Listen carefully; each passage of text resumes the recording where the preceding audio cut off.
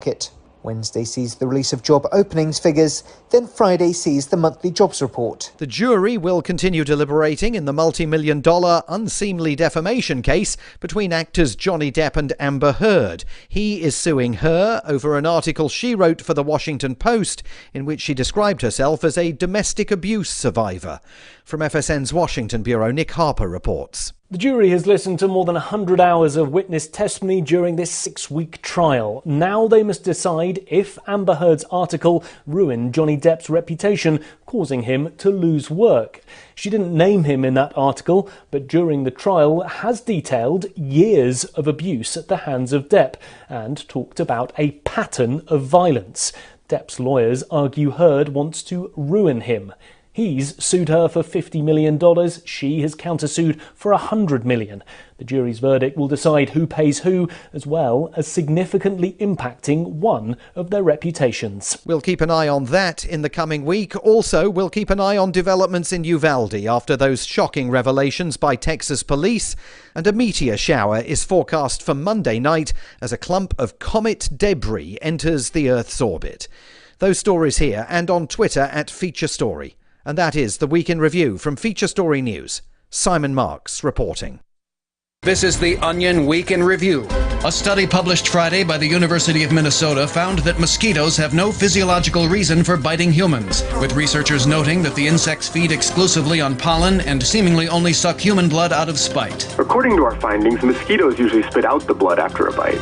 They just really enjoy ruining outdoor activities and spreading deadly diseases. Researchers added that mosquitoes often bite a variety of vertebrates besides humans, including baby pandas, koala bears, and very small puppies, all for fun. And in tech news, a new Visa talking credit card urges buyers to go for it. Come on, buy it. You know you want it. In other news, the utterance of a secret password grants customers access to a long-rumored 18-inch Subway sandwich. It's easy to tell what an area man would look like as a skeleton, and a longtime teacher retires without changing a single student's life. This week's scheduled interview with the surly and forlorn Matthew Modine was cut for time and is doomed to never be seen. For more, visit theonion.com/newsbeat.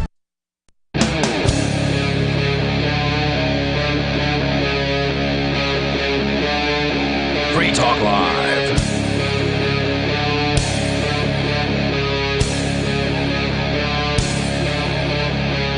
And we're back. Hey, we are back. Woo! Or are we front? Or are we side? Side by side. Side by side? Christian side hugging going on. Little side action? A little bit. Little back action? Maybe. Yeah. Depends what they're into. In case you are wondering what you're listening to, this is Free Talk Live. It is the Sunday night edition. What is Free Talk Live? We're a live call-in radio talk program that's also broadcast on the internet and some satellite stations around the world somewhere. But you can call in and take control of the airwaves, talk about whatever's on your mind. Phones are open. The telephone number is 603-283-6160. Again, 603-283-6160. There's a button over there if you're going to yawn and stuff like that. Yeah, thanks. Anyway, in the studio tonight, it is myself, the Lord Dr. Reverend Captain Kickass Buckshot Esquire, if you will, joining me. Steve Classic. And Richie Rich. It is Stardate 05292022. Good job. According to the captain's log, or the captain's blog. Hey, by the way, what did they find in the toilet of the Starship Enterprise? Oh, man. The captain's log. Oh, come on. That's so easy. Well, you could have answered. I thought it was a setup. That's true. It was a setup. It was a setup for the easiest answer that you didn't even know. All right. We have a whole bunch of things to talk about tonight. First and foremost, this will be exciting to any of you folks that, are libertarians, whether the capital L or the lower L variety. And that is Mr. Dr. Ron Paul will be guesting on Tuesday, May 31st, 7 p.m. Eastern Time on this very program. Like so, in studio? I don't think so. I believe it's a call-in thing, but all right. But I don't quote me on that. I don't actually know. My guess is that it's, he'll call in or, otherwise remote in some way, shape, or form. But you would have to check with our producers to get an answer to that question. He will be on the show, however, on Tuesday, so be sure to tune in. You can listen on whatever radio station you're listening to now if they broadcast us live from 7 p.m. until 10 p.m. Eastern Time, or you can tune in over at freetalklive.com. We don't know why you'd want to look at all of us. We have faces for radio, but we also do stream video live over at video.freetalklive.com. And if all else fails, you can go over to lrn.fm and listen to the audio there live, either on your mobile device or through an ancient magic rectangle known as a PC. Nice. So, wow. Is Dr. Paul coming with like an agenda or an announcement, or is it just a surprise? This is all I know. Okay. Yes, you have reached the end of my knowledge of the subject. It was actually just you'll have to tune in. Yeah, you'll have to tune in, Richie Rich. I saw the Facebook post, and I was like, ooh, I'm going to ask more about it when I get to the studio. Yes, and ask you have. Yeah. It's kind of like when the cop asks, hey, can I ask you your name? You're like, you can. Yes, certainly may. You can ask. I might not tell you anything, but you can ask. Am I free to go? It sounds like what happened to me this weekend. What happened to you this weekend? No, are you willing to talk about it? A police officer asked, can you give me your name? And I said, no. Why do you need my name? That was it. That's the correct response. Yeah. Well, I mean... Well, the correct response would be like, I don't answer questions. Am I legally required to answer that question? Yeah. Or say, I'm sorry, officer, I don't answer questions. But your answer was the best. Yes. Keep it simple. Can I ask you your name? Yes. Yes. My name's Frida. Free to go. You're free to go. Thank you. Now that's a name worth legally changing your name to. Frida, right. Go. Or Let's Go. Brandon, Let's Go. Yeah. No, I like Frida. But you got to, Frita or Frida might work. Yeah, but then Go has got to be like Van, G-O-H. G-O-G-H. G-A. Right. Yeah, thank you. Van Go. You're free to go. Thank you. The most interesting thing, before dash cams were a thing, I had one of those stupid carry cameras and a pocket camera, and I don't know if I still have the footage, but there was one time I got pulled over, and before the cop handed me the ticket, I had my window cracked the half an inch or whatever, and before he handed me the ticket, I asked him if I was free to go, and he said yes, and as soon as he did that, I hit the button to roll up the window and punched it. Yeah. Right. So he's standing there and he had to fumble with the ticket to try to throw it in the window as it was going up, and I caught it right in the window, and it was flapping away as I was driving off. But I left him. Good footage. Smoked him. It would have been, if I could find it. But I was like, oh man, I almost got him because he had no idea. I was like, he didn't even hand me the ticket. Said I'm free to go. So I was out of there. So bye. I just want to say a couple of words about Dr. Ron Paul, because I have said some things that people have taken as, well, you're against Dr. Ron Paul. So have I. Because he did operate as a statist. He was a legislator. Absolutely. Now, did he, is he better than most legislators? Yes. Did he bring a whole bunch of people to the philosophy of freedom?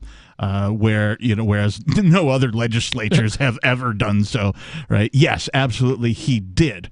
So I just want to make it clear, I am a fan. I also have to point out, because there is some inconsistencies with him operating within the state for the purpose of bringing people to liberty. So, and I'm generally with you on that. Yeah, and I don't want to call it a criticism or critique, but the confounding thing to me, right, is he got all those people that far, right, and then left them in the political realm. So you have all these who could be good outside the system, let's do some agorism and make real changes. Right, yeah. People just doing political stuff. I'm he left them in the Republican Party. Right. Right. Thereabouts, yeah. Around there. Or call it the Libertarian Party. Right. On the campaign trail. But I always remember on C-SPAN, they'd always have the congressional vote, and it was yays 539 or whatever. No one. Who's that one person who keeps voting against all this stuff? Right. Well, and all of the politicians, particularly when he was running for president both times, they did some really, I'm just going to call, I want to use a word that I can't use on the radio here, but really crappy things.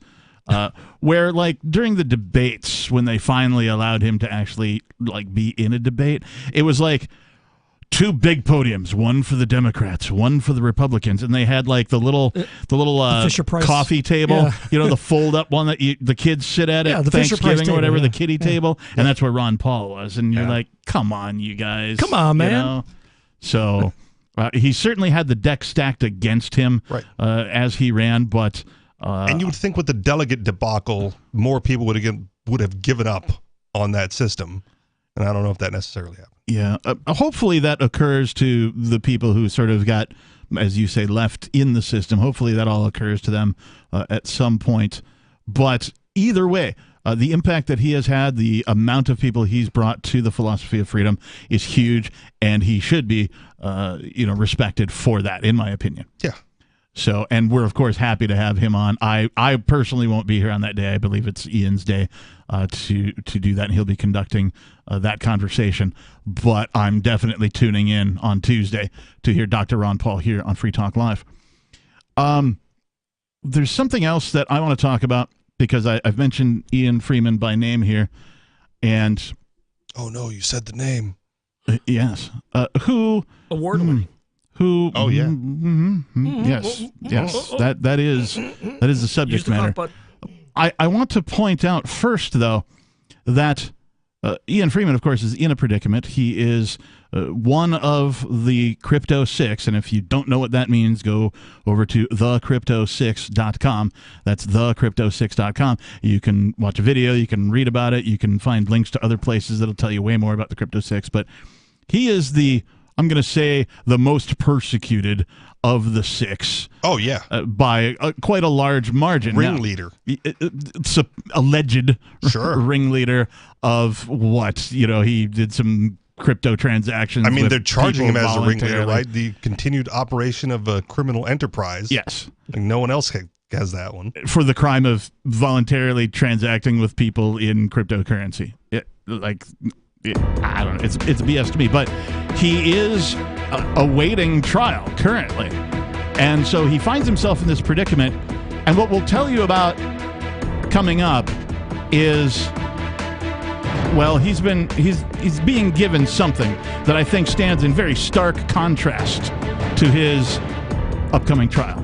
603-283-6160. More Free Talk Live is coming up. Are you tired of your taxes funding endless occupations around the world? Antiwar.com is run by people who understand that wars abroad become wars at home, wars on our freedoms.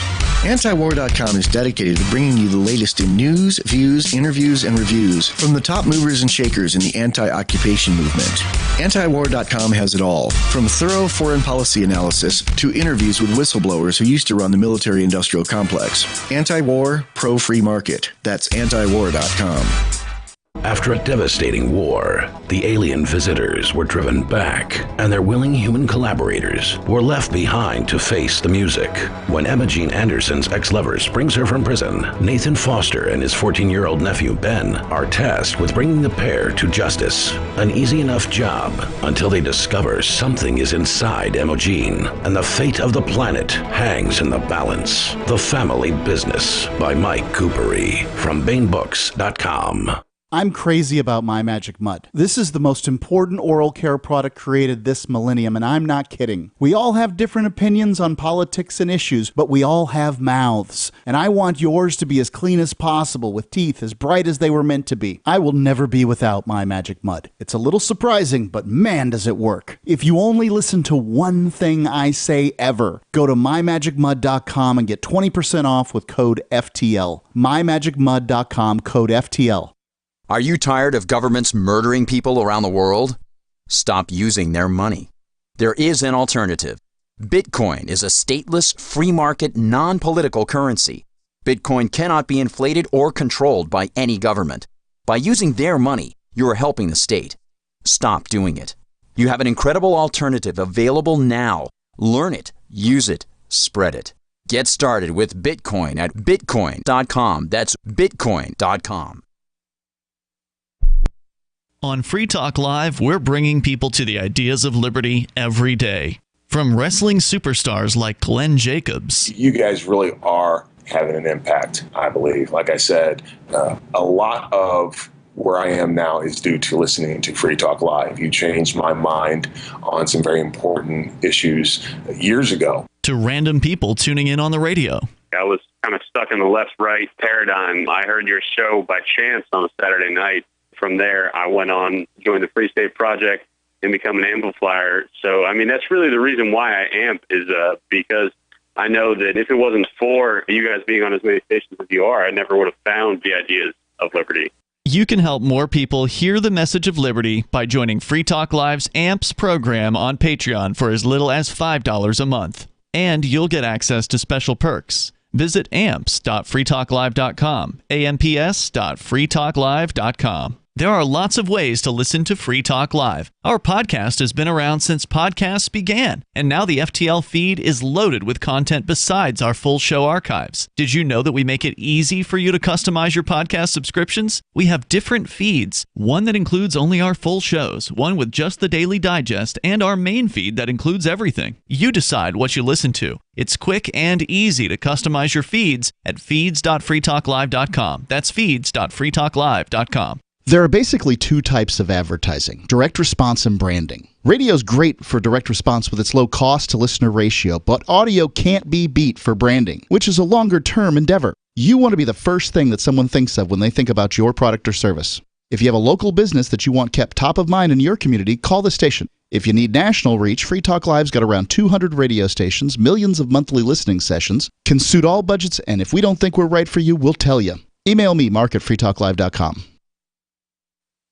Our Matrix server is about as free as internet chat can be. Join the existing rooms or create your own at chat.freetalklive.com.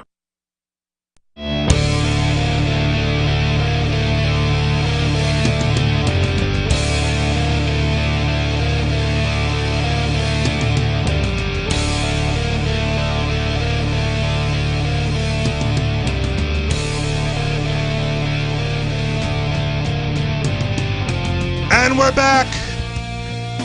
Thank you, Richie Rich. Such a amazing, powerful statements. And true at the same time. Yeah, factual. We're back. Straightforward, to the point, pulling no punches, but also not like a verbose type of thing, right? You know, it's like, boom, in your face. Right. In your face. Yes, in the face. There's no questioning that we are back. Yes.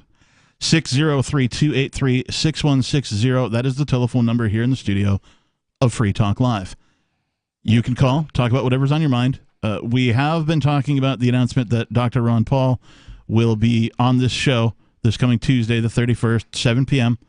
Well, the show runs from 7 to 10. I don't know if he's going to be on for one segment or some segments or the whole show. I don't know how that's going to go. I actually only found out that he's going to be on the show just a few hours ago. I have very few other details about it, but certainly do tune in on Tuesday at 7 p.m. Eastern Time to freetalklive.com, to the radio station that's playing the show right now if they broadcast us live.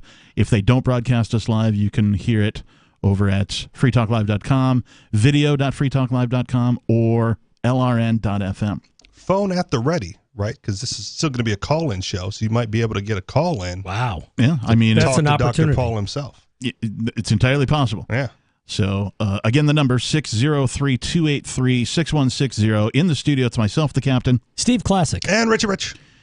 So, before we went to the break there, I was talking about Mr. Ian Freeman, who, of course, is the founder of this very show, and how he is being prosecuted by the government thugs, the goons, the tyrants, whatever you want to refer to them as, for the simple crime of transacting voluntarily in Bitcoin. They meaning the government, the banks, they have a big problem with cryptocurrency because, well, it takes away their power. And so I see this, of course, as an attack on freedom of speech, because the courts have already ruled that cryptocurrency code, talking about the United States Supreme Court, has ruled that cryptocurrency code, because it is code, is speech. And so if you do anything to prohibit that, you are doing something to prohibit freedom of speech, in my opinion. So we'll see how that all plays out. But he's currently awaiting trial. He faces a whole bunch of years, could spend the rest of his life in prison. Stacked charges. Yeah, the charges are stacked. He does have attorneys. Again, you can find out all about the Crypto 6 over at thecrypto6.com. Why do I give you this recap about what's happening with Mr. Ian Freeman? Because that's what we do here. Well, also, Ian does not like to brag about himself. Right, when something good happens to him, or something that he is involved in, that he did, that even his activism for that matter, outside of like posting videos of his activism up on the different video channels, that's about the extent of his sort of, hey everybody, I did this and this is my, he's more of a, I'll show you by doing my activism than I'm going to tell you about my activism.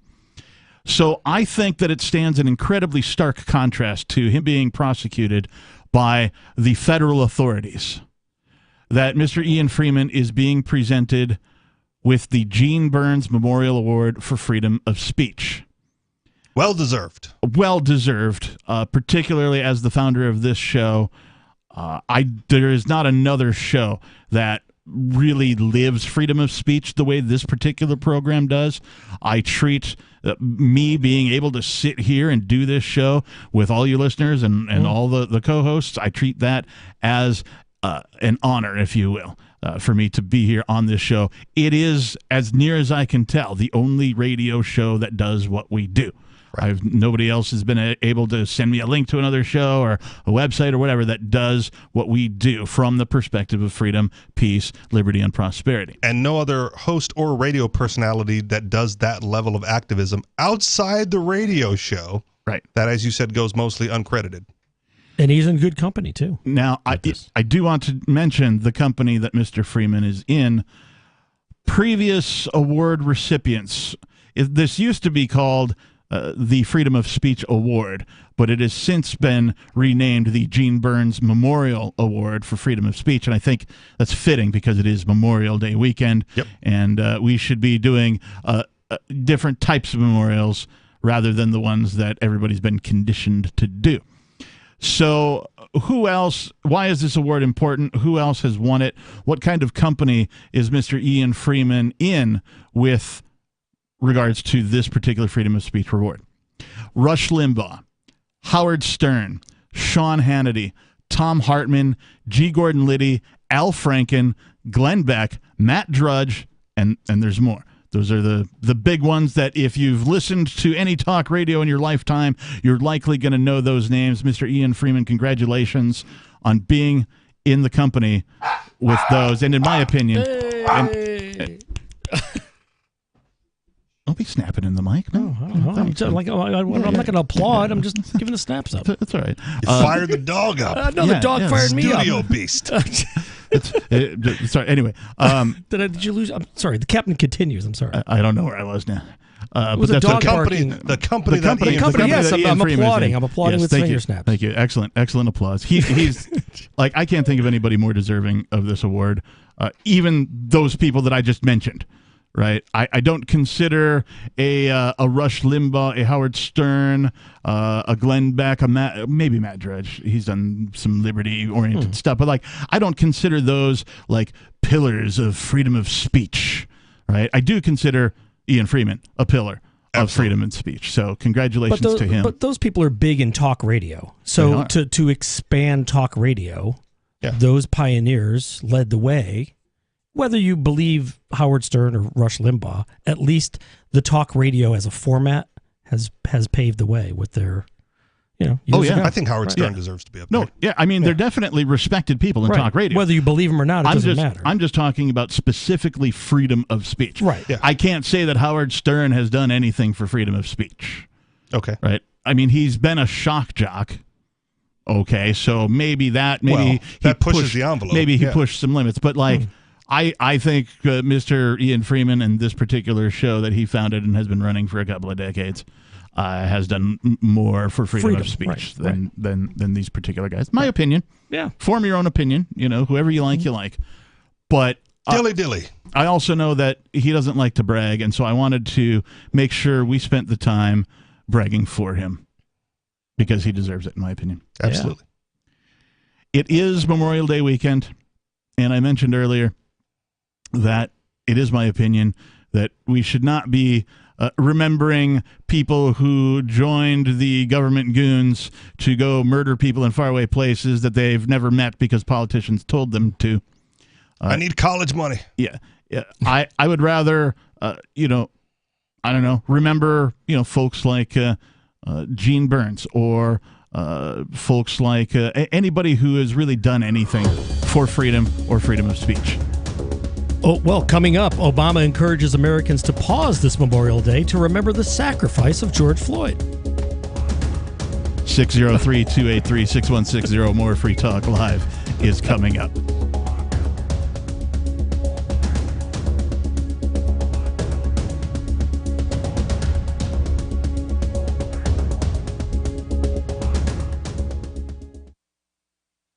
Free Talk Live's video archives have been on Library for years. Library is an uncensorable, decentralized, blockchain-based media sharing protocol, and we're big fans of it here on Free Talk Live. In 2020, Library launched Odyssey, a video sharing website to compete with YouTube, and it's really taking off. Now with over 1 million channels, many of whom are disaffected YouTube creators. During YouTube's crackdown for not towing the government line on COVID, the Free Talk Live YouTube channel started receiving strikes and could be completely taken down at any moment. Thankfully, Odyssey started offering live streaming, so we're now streaming live every night and posting our video archives permanently to Odyssey. You can watch live or anytime on our Odyssey channel by visiting video.freetalklive.com. If you want to go all in, download the desktop app at lbry.com, and then every video archive you watch, you'll help seed and keep it online forever. At minimum, we ask you visit video.freetalklive.com and follow us on Odyssey today. video.freetalklive.com.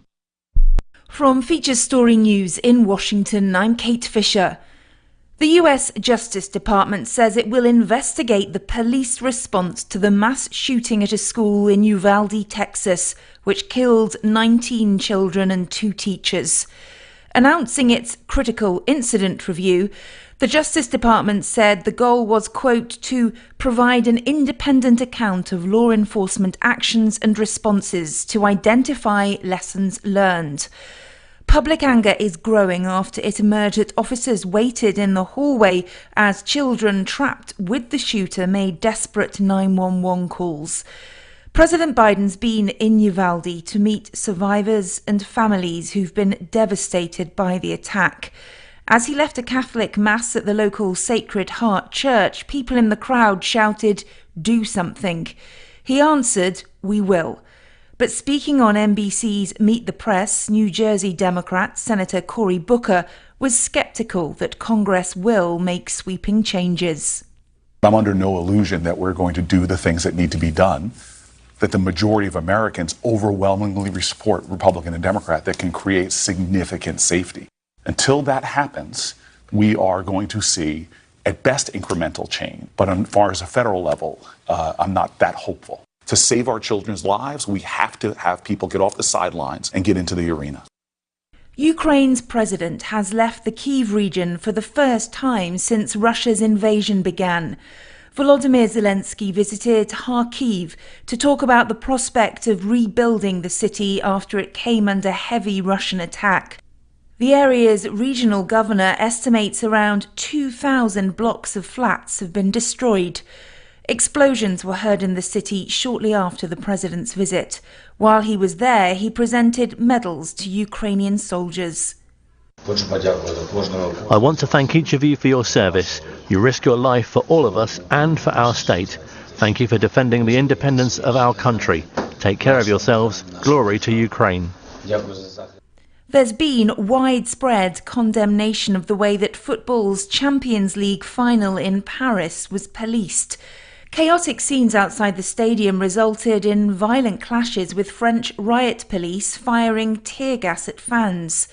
UK Culture Secretary Nadine Dorries has urged European football's governing body UEFA to launch a formal investigation. Real Madrid beat Liverpool 1-0 in the match. These Liverpool fans say they were disgusted by what they witnessed.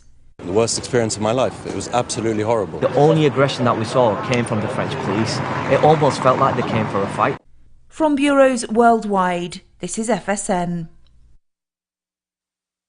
You can stick it to the man and big tech. Join our FTL social mastodon at social.freetalklive.com.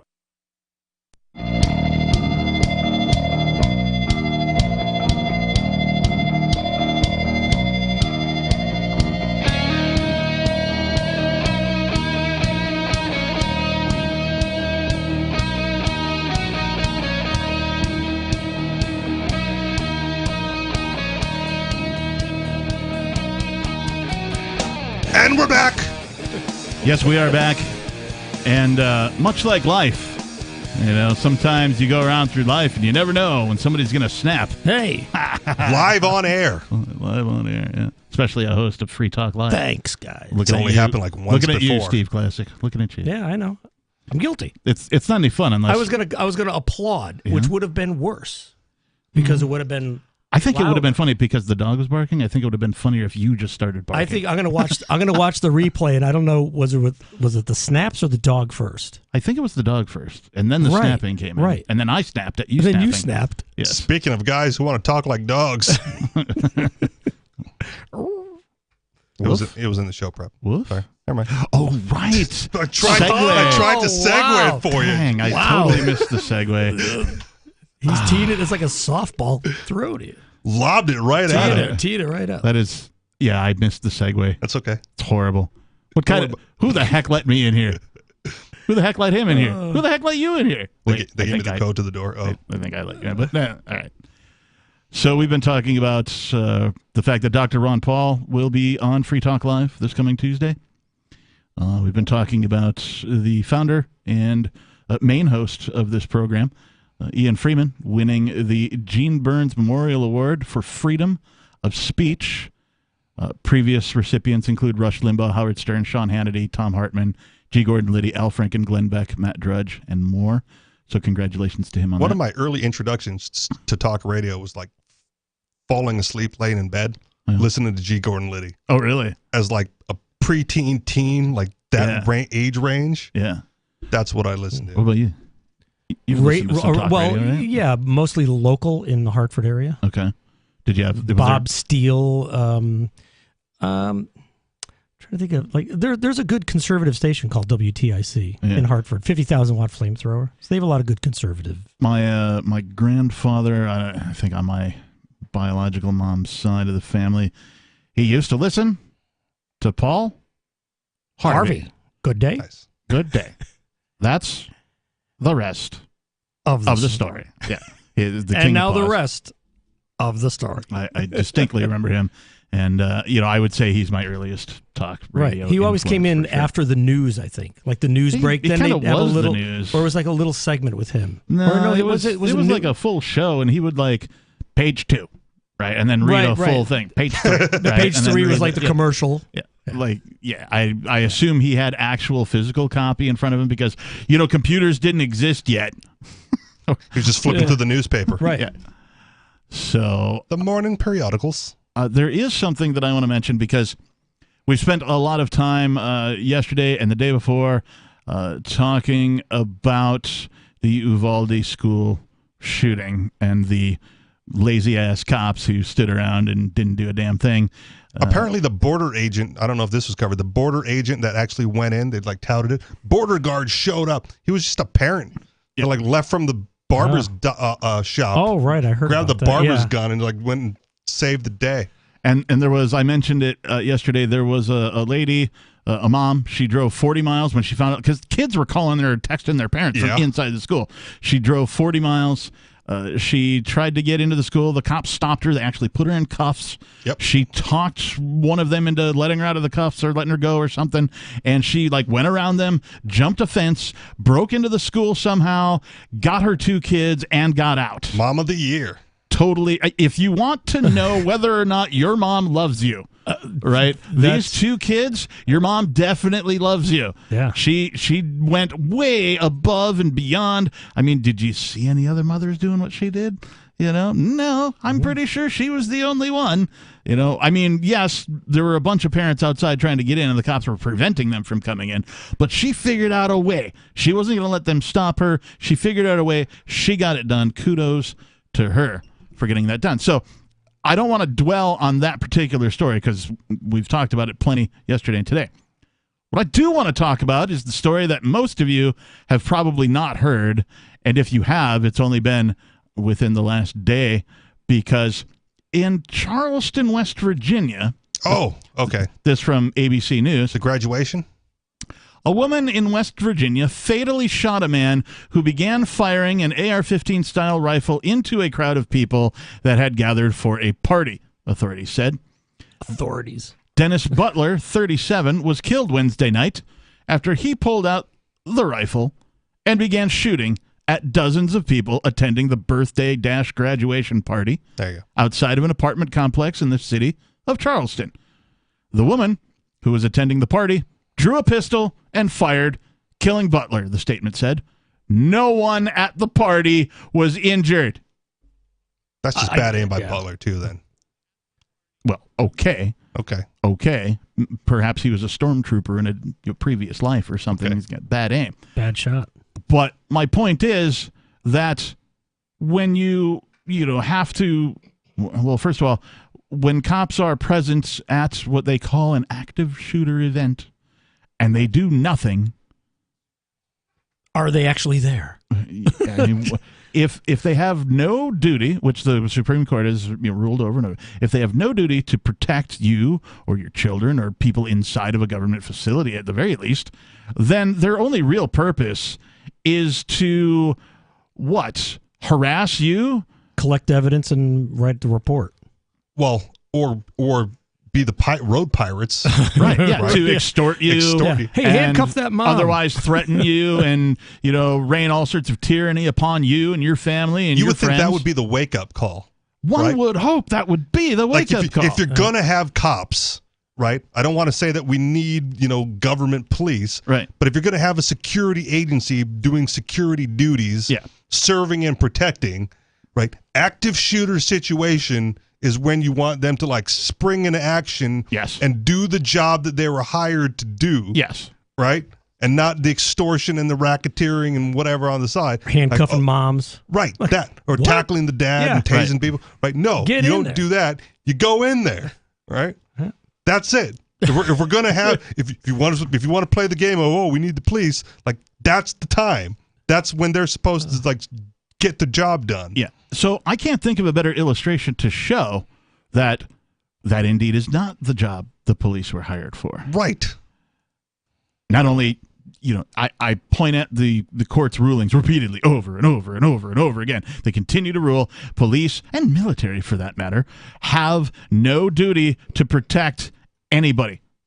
Except themselves, maybe. Maybe they have a duty to protect themselves. I don't know. Well, so they got to protect each other. Family. Yeah. They protect each other, that's for sure. So here's what happens when somebody comes in. They're trying to shoot up a crowd, and somebody in the crowd is armed. They're able to respond within seconds. They're able to literally take this guy out because they were armed. And, for all of you, feminist types or whatever, it was a woman. Nice. It's a woman. She drew her pistol. She fired, killing Butler. The statement said no one at the party was injured. Instead of running from the threat, she engaged with the threat and saved several lives last night, Chief of Detectives Tony Hazlitt told news outlets Thursday.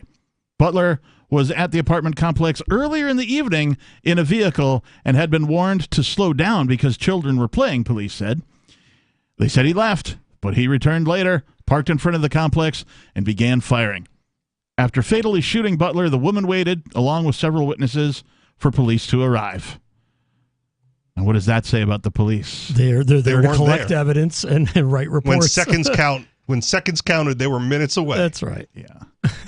Have you ever heard? Hazlitt said no charges would be filed against the woman. Woohoo! She's a hero, and there shouldn't be, right? She should be given her ammo back that she used. How many times have you heard of a fireman showing up to a fire and waiting for the much higher fire squad to show up? Hook and ladders. Yeah. I could get burned if I go in there. There's no songs called F the Fireman, right? Coming up, can you get better gas mileage if you remove your Back the Blue bumper sticker off of the back of your pickup? 603-283-6160. Free Talk Live. More coming up. The Free State Project has reached its goal of 20,000 liberty lovers who've pledged to move to New Hampshire and get active to achieve liberty in our lifetime. Perhaps you're trying to figure out what part of New Hampshire should be your destination. If so, consider Keene. You'll find more than 150 reasons to move to Keene at move.freekeene.com. Keene is famous for its historic, publicity-generating activism, as well as being the liberty media capital of the world. It's home to freekeene.com, New Hampshire's destination for liberty activism, news, and opinion. For years, we've been compiling over 150 reasons to move to Keene at move.freekeene.com, where you'll learn about some of what's happening here and what makes Keene a great place to live. If you love liberty, you'll probably enjoy anywhere you end up in the Shire. But do your due diligence first. Please visit move.freekeene.com for the full list of over 150 reasons to move to Keene. That's move.freekeene.com. Looking for a great real estate investment? Consider New Hampshire, which is ground zero for the Liberty Movement. Your first call should be to Mark Worden from Porcupine Real Estate. He's more than just a real estate agent. He's your New Hampshire concierge. Where are the best places to live? Do you want farm, city, the burbs, or forest? Do you want a duplex or multifamily building so that renters pay your mortgage? There are homes in all price ranges in New Hampshire, and Mark can help with financing too. Invest in liberty and property. Mark Worden can help. PorcupineRealEstate.com.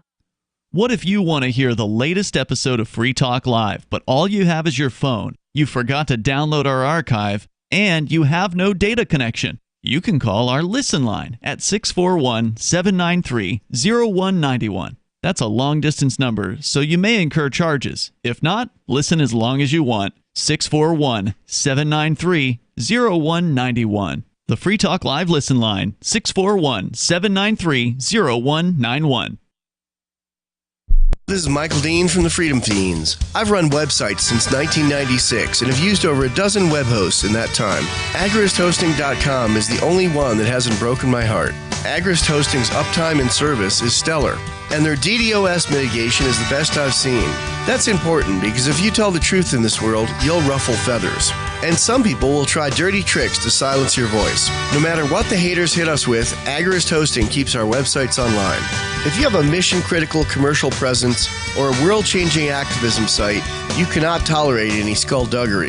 So go with AgristHosting.com. Have a WordPress or blog site, but you're not satisfied with performance or uptime? Or just want raw hosting? Want to pay with Bitcoin? Agrist Hosting specializes in high-performance hosting with personalized service. Go to AgristHosting.com and click on the button that says Get Hosted. That's AgristHosting.com.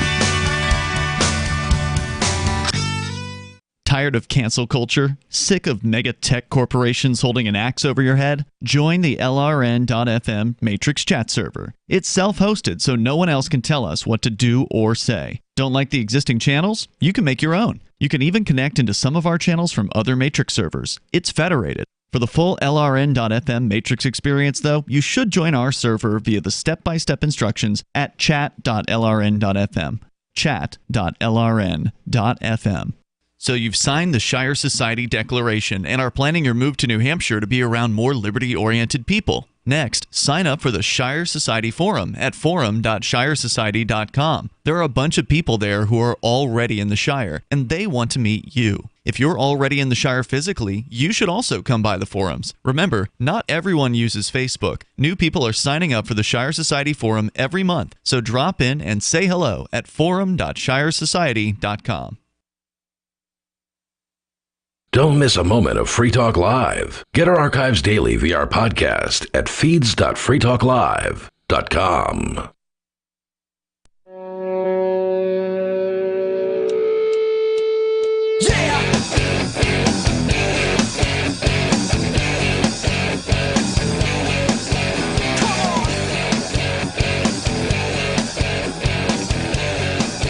And we're back.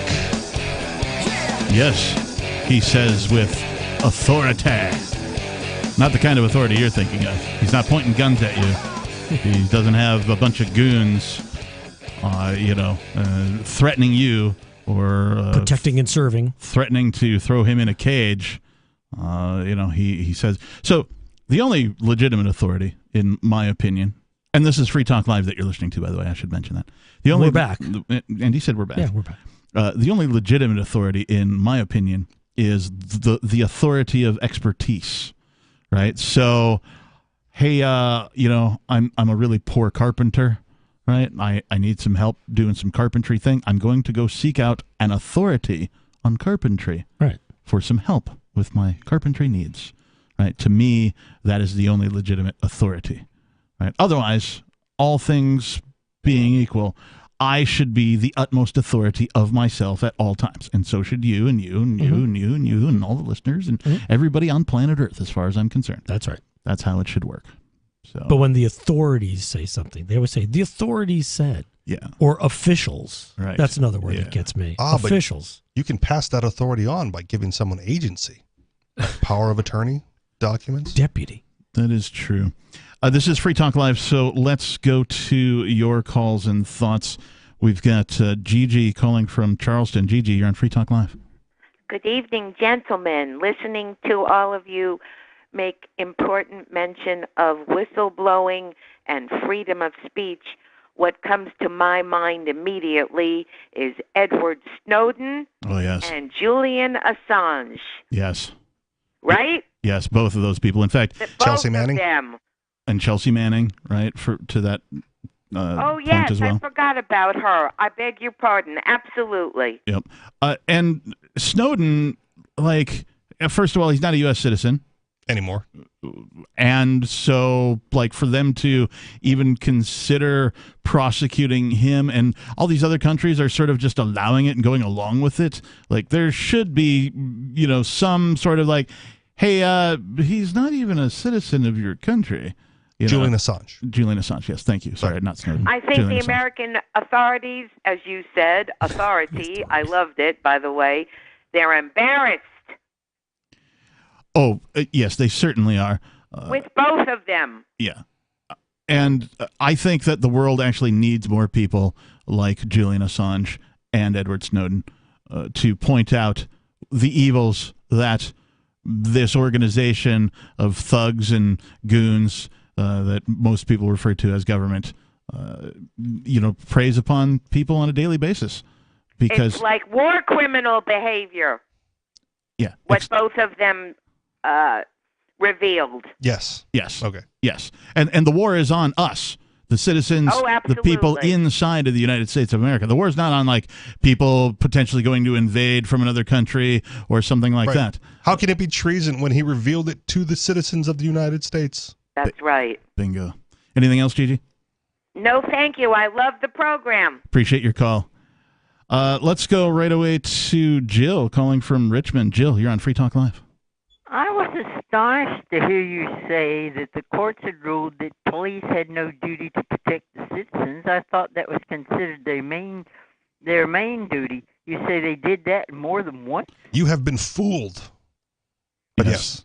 In fact, did you look it up? I found one of them, at least. So Warren versus the District of Columbia, Appeals Court 1981. So this is old. Appeals case that held that the police do not owe a specific duty to provide police services to specific citizens based on the public duty doctrine. So there you go. And I think there was another one, Brown versus something or other. Yeah, it's been multiple times, and let me just see if I can quickly find. There was one from, let's see, this from Mises.org. This was written in 2018. It says, on Monday, though, a federal judge ruled that the government agencies had no constitutional duty to protect students who were not in custody. So does that mean they had a constitutional duty to protect students who were in a public school? Because you could make the argument that being in school is in government custody. Right. So, but there have been a number of times, both for the police and for the military, that the court has ruled that there is no duty to protect you. And how far up the court system did that go? Did it go to the Supreme Court? Yep. That's a Supreme Court rule. That's unconscionable. Well, and it is revealing. One of the reasons that I continue to do this show and say the things that I say and have the guests on and, of course, talk to the callers is because of things like this. What was the name of one of the first of those cases? Warren versus District of Columbia. Warren versus D.C. Yep. And the other one is I don't close the tab. I apologize. Brown something or other. Yeah, I don't remember. I vaguely recall it being Brownson. There's several. The point is that there's several. There's like the ruling, and then several cases after that reaffirm the original ruling. There's looks like the citizens will just have to protect themselves then. Until they take away your ability to do so. Right. And so whenever one of these, shootings happens, the response from politicians is generally, hey, the people have spoken. They want us to make some, gun laws, more gun laws. Act now. We must act. Now's the time. Make it even worse. Well, and of course it does every time. But this is the cycle that I see time and time again is, a shooting happens, politicians lobby for more gun laws. People lose more gun rights every time one of these happens. And they're blaming the wrong thing. They're blaming the gun rather than blaming the system. I remember seeing a bunch of guns hopping around on their handles and then shooting people of their own volition. I haven't seen that Only either. in Hollywood. I haven't seen that. Yeah. Well, maybe in cartoons that could occur. Jill, did you have anything else to share? I guess not. All right. Hey, thanks for the call. We appreciate you.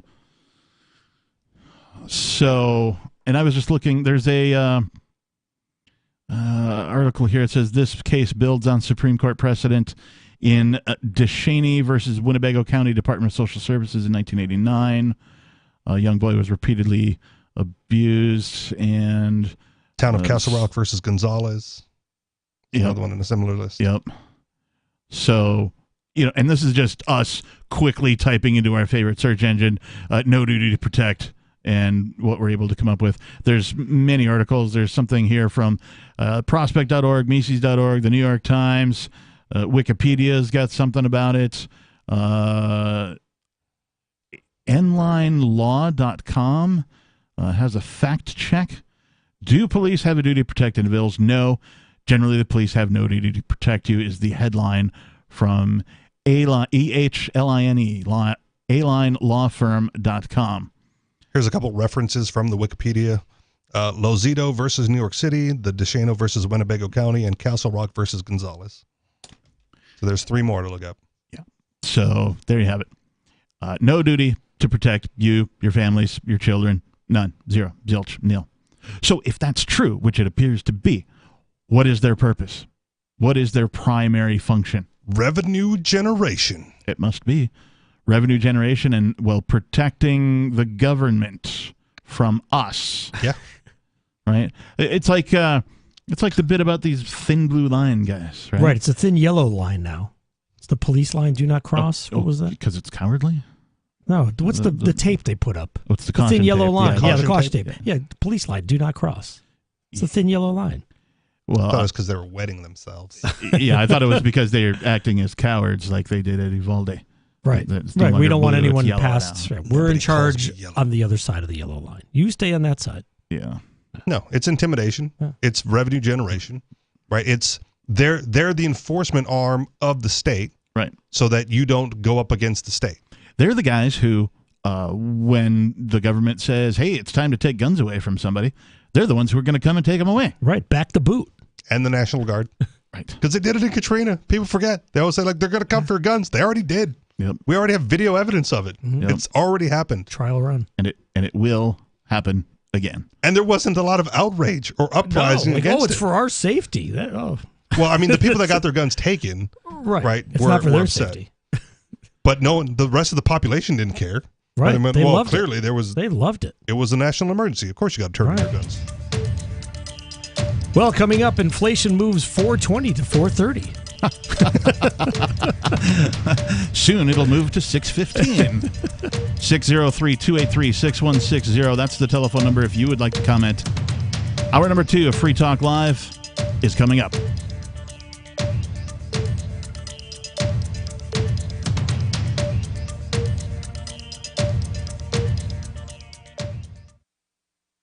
If you want to know the latest about Free Talk Live before we go on the air, all you need to decide is how you want it delivered. It's your choice. Visit news.freetalklive.com to receive our usually weekly news updates by email. Plus, we have a Twitter account at twitter.freetalklive.com, and you can follow us on the decentralized Mastodon platform at toot.freetalklive.com. So please follow us at toot.freetalklive.com and sign up for our emails at news.freetalklive.com.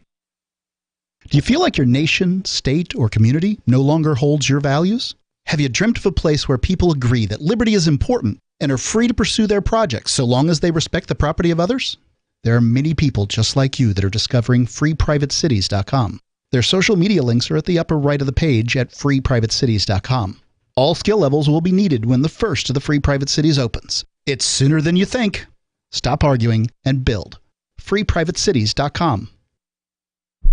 The new 4th edition of Healing Our World, The Compassion of Libertarianism, will take your understanding of liberty to a deeper level and has over 1,300 updated references, new cartoons, and a foreword by Dr. Ron Paul. With discounts for multiple book purchases, the 4th edition of Healing Our World is a great gift for the liberals, pragmatists, environmentalists, and Christians in your life who think libertarianism is cold-hearted. Get yours today at healing.freetalklive.com and use promo code FTL for a $5 discount. There are lots of ways to listen to Free Talk Live. Our podcast has been around since podcasts began, and now the FTL feed is loaded with content besides our full show archives. Did you know that we make it easy for you to customize your podcast subscriptions? We have different feeds, one that includes only our full shows, one with just the Daily Digest, and our main feed that includes everything. You decide what you listen to. It's quick and easy to customize your feeds at feeds.freetalklive.com. That's feeds.freetalklive.com. You're listening to the live edition of Free Talk Live. Hour number 2 is next after the news here on the Liberty Radio Network at LRN.FM. From Features Story News in Washington, I'm Kate Fisher. The U.S. Justice Department says it will investigate the police response to the mass shooting at a school in Uvalde, Texas, which killed 19 children and 2 teachers. Announcing its critical incident review, the Justice Department said the goal was, quote, to provide an independent account of law enforcement actions and responses to identify lessons learned. Public anger is growing after it emerged that officers waited in the hallway as children trapped with the shooter made desperate 911 calls. President Biden's been in Uvalde to meet survivors and families who've been devastated by the attack. As he left a Catholic mass at the local Sacred Heart Church, people in the crowd shouted, "Do something." He answered, "We will." But speaking on NBC's Meet the Press, New Jersey Democrat Senator Cory Booker was skeptical that Congress will make sweeping changes. I'm under no illusion that we're going to do the things that need to be done, that the majority of Americans overwhelmingly support Republican and Democrat, that can create significant safety. Until that happens, we are going to see, at best, incremental change. But as far as a federal level, I'm not that hopeful. To save our children's lives, we have to have people get off the sidelines and get into the arena. Ukraine's president has left the Kyiv region for the first time since Russia's invasion began. Volodymyr Zelensky visited Kharkiv to talk about the prospect of rebuilding the city after it came under heavy Russian attack. The area's regional governor estimates around 2,000 blocks of flats have been destroyed. Explosions were heard in the city shortly after the president's visit. While he was there, he presented medals to Ukrainian soldiers. I want to thank each of you for your service. You risk your life for all of us and for our state. Thank you for defending the independence of our country. Take care of yourselves. Glory to Ukraine. There's been widespread condemnation of the way that football's Champions League final in Paris was policed.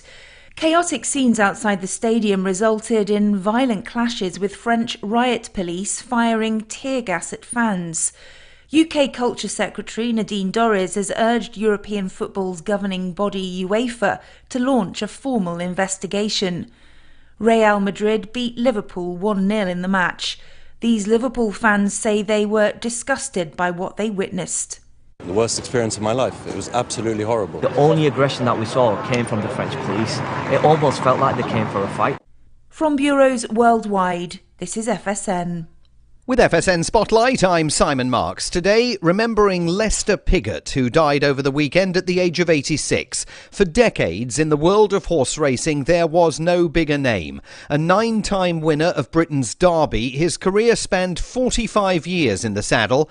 He rode 4,493 winners in Britain, 850 elsewhere, including the USA, Ireland, Singapore and Hong Kong. He was a complete phenomenon. And uniquely gifted and a most peculiar, amazing guy. Bruff Scott is the former legendary racing commentator for ITV in Britain. It's impossible to exaggerate what a shadow he cast across the racing world. He was 12 when he rode his first winner.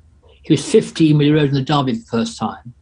And he won the Eclipse Stakes then. He was 16 when he was second in the Derby. He was 18 when he first won it. And then he was disqualified and banned for 6 months for rough riding at Ascot 2 weeks later. And yet that autumn, he was appointed, even before he got his licence back, to ride for the top trainer in the land, Noel Merlis. Life did not always go Lester Piggott's way. In 1987, he was jailed for tax fraud and was released after 12 months. As a result of that, his Order of the British Empire award was revoked.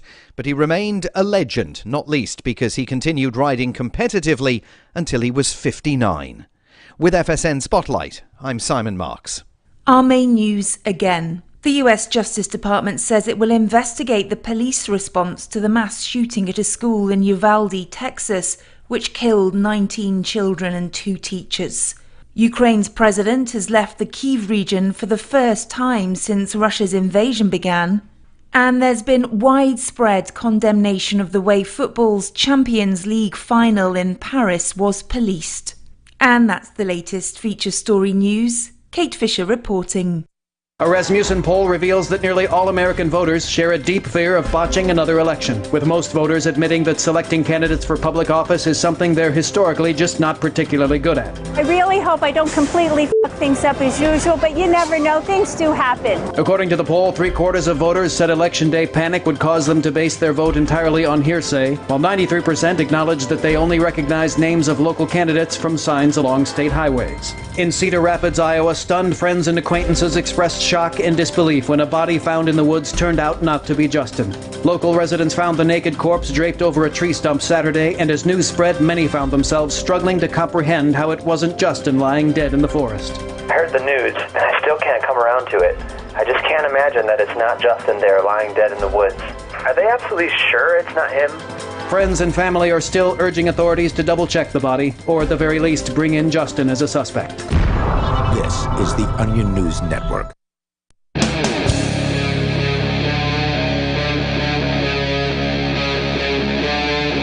Free Talk Live.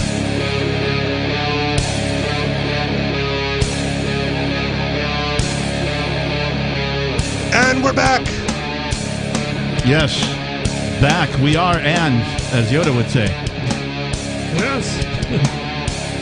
And back we are, and. Did Yoda?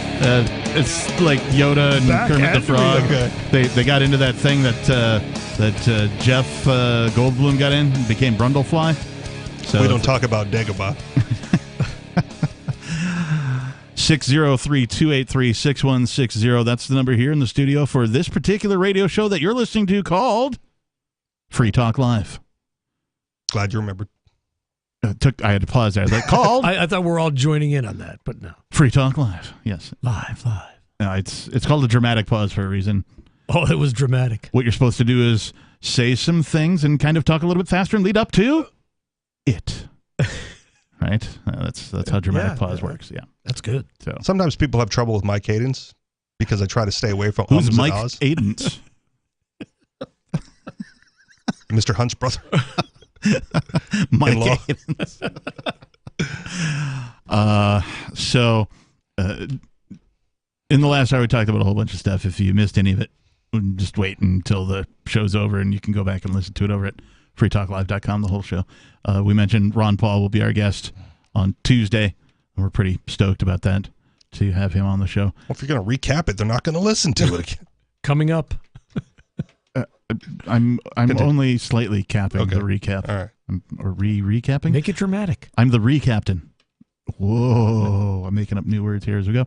New titles. During the break, Mr. Classic over here had noticed that I have a cartoon that seems to have, it's his latest cartoons, it seems to have some sort of a weird swooshy kind of thing going on it because you can't really see the whole thing the way I have it on my computer. And it's colored blue and yellow. Now, Mr. Steve Classic, you have been pointing out repeatedly on social media things that are blue and yellow that you support. I support IKEA, Goodyear tires. Okay. I don't know, there's just a host of a whole bunch of things that are High Noon yellow. beer. So, Yeah. I bring this up because I discovered a word the other day. You guys know I'm a fan of the portmanteau. Yes. For those of you who don't know what a portmanteau is, it's when you take one word and combine it with another word that immediately makes sense, like enormous and gigantic becomes ginormous, or humongous and gigantic becomes hugantic, stuff like that, right? Strategery. Gym-timidation. We mentioned that earlier in a segment. Torrible. That's a portmanteau. No, that's just a mispronunciation. Terrible. Strategery? No? No, that's just okay. That's just dumb. Right. I think. That's the only thing I can think of on the top of my head. So I discovered the other day that there's a word, and it's called the Ukraine bow. Oh. Just give it a couple of days. We're almost to rainbow season. Now, Ukraine bow, right? And so the only reference that I could find as far as a visual was this from theweek.com.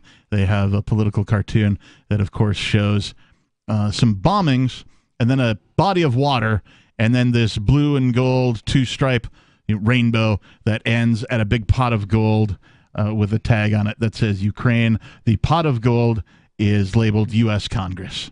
Oh, that's the money laundering operation. Very good, Steve Classic. Thank you. You get... Now I'm awake. Well, nothing. That's okay. In fact, you get your dollar worth less than it was before. Inflation. Yes. So, anyway, I just wanted to point out that That's I discovered a a thing called the Ukraine bow. There's two different spellings. You can spell it with the full UKRAINEBOW, or you can drop the useless English E and just UKRAINBOW. I would drop the E. What about the Ukraine? Shouldn't it just be Ukraine bow? Well, okay, sure, yes. It's a thing, though. Because everyone calls it the Ukraine. Okay. Right. It's not Ukraine. So the Ukraine bow? Or But if I say, like, did you see the rainbow outside? It's I wouldn't say, possible. did you see rainbow outside? It's possible that there's more than one Ukraine bow. You just add an S on the end then. The Ukraine bows. Or would it just be like Ukraine bow? Like, that's the plural of it as well. I saw many Ukraine bow today. There's a band out there starting up right now with that name. Please don't. No, please don't. That's a horrible band name. Don't do that. This is Free Talk Live. I am the captain. Who are you? Steve Classic. And Rich. Okay, we're the hosts tonight. 603-283-6160 is the number. Let's go to your calls and thoughts. We have Major Payne calling from Michigan. Major, you're on Free Talk Live. Hey, that whole Ukraine bow thing, going back to Washington, you guys are going to give the leprechauns and the Irish a bad name. That thing goes back to a pot of fool's gold. It ain't the real McCoy there. Well, since this particular pot of gold is labeled U.S. Congress, I would have to say that it is. That's fool's gold, though. They print it. They don't mind nothing. Once drove through the end of a rainbow, and I was like, "Where's the pot of gold?" My stepdad was like, "On the other side." You drove to the wrong end. Drove to the wrong end. Major, what were you calling about? Well, anyway, all the gun upheaval and whatnot. It took them 50 years, but they finally hung a felony on me, so I lost my gun rights. Well, here in Michigan, I'm still allowed to have black powder, front loaders. Like musket? And I probably an inline too, but anyway, I mean they make six guns, so I could carry a brace of pistols around, but it's classified as a club under state law. Interesting. Now, is that not screwy? Whoa, that is screwy. Now, could you I don't know, like grab some duct tape and some supports and, I don't know, like sort of attach 2 or 3 of them together to make one sort of mega club? Mega club? Well, okay. Mega club. So the more likely thing that you would do is, like cowboy style, carry 2. and cowboy reloads. Exactly. And you get 12 shots. Oh. If you can't take down your target in 12 shots, run. I forget Rich here is a certified firearms instructor. Yes. And so old Josie Wales used to carry a set of 44s on his hip and a set of 36s on his saddles. What does that add up He had to? 24 shots. Very good. Thank you. I was told there would be no math, so I apologize. Anything else? But anyway, I was wondering with your magic triangles there, if there's any more screwy states that classify black powders as clubs or some other obtuse. Oh, I don't know. I think it's weird that Michigan classifies it as a club. Most places just don't classify it as a firearm. So there's a category of antique weaponry, like the black powder pistols, etc., that aren't firearms that anyone can buy, have it mailed to your door, and then you're good to go. But then you're messing with black powder, and that's a lot more intricate and dangerous to get into. So it's considered an antique? Right. And even if it's a replica of an old antique black powder pistol, it still qualifies. So you can get a newly manufactured replica of an old black powder type pistol. And you could do that. And some places will let you swap out the cylinder on this revolver so that you can actually load modern cartridges into it. And the cylinder can be bought and mailed to your door. Yeah. The revolver as an antique can be bought, mailed to your door. Yeah. Combining it together is, I'm going to call it a gray area, so I'm not going to say anything about it. Can you also 3D print this replacement piece? Oh, yeah, I'm sure. Okay. Yeah. Because I know... that's a whole different category. Yeah. I know that, thanks to Defense Distributed, right? Online plans for guns exist, and they're never going away. So if you are wealthy enough, lucky enough, or gifted enough to own a 3D printer of the appropriate variety... the gun debate is over. Guns are going to be available to whomever has access to the internet and a 3D printer, near as I could tell, to the end of time. But this specific thing is for felons or prohibitive people who aren't allowed to own or purchase a quote-unquote firearm. Right. You can still get a purchase. Club. You can get a club. In Michigan, it's a club. Yeah. Again, I don't know. You can get not a firearm that functions as you would What about, for self-defense weapon. Major, can you own, I don't know, like a cannon? Not according to Joe Biden. I have seen no law against it. Matter of fact, I hear them going off around here all the time. Hey, thanks for the call, Major. We appreciate it. 603-283-6160. Coming up, vampires are on the loose in Chicago. Or are they? Or are they?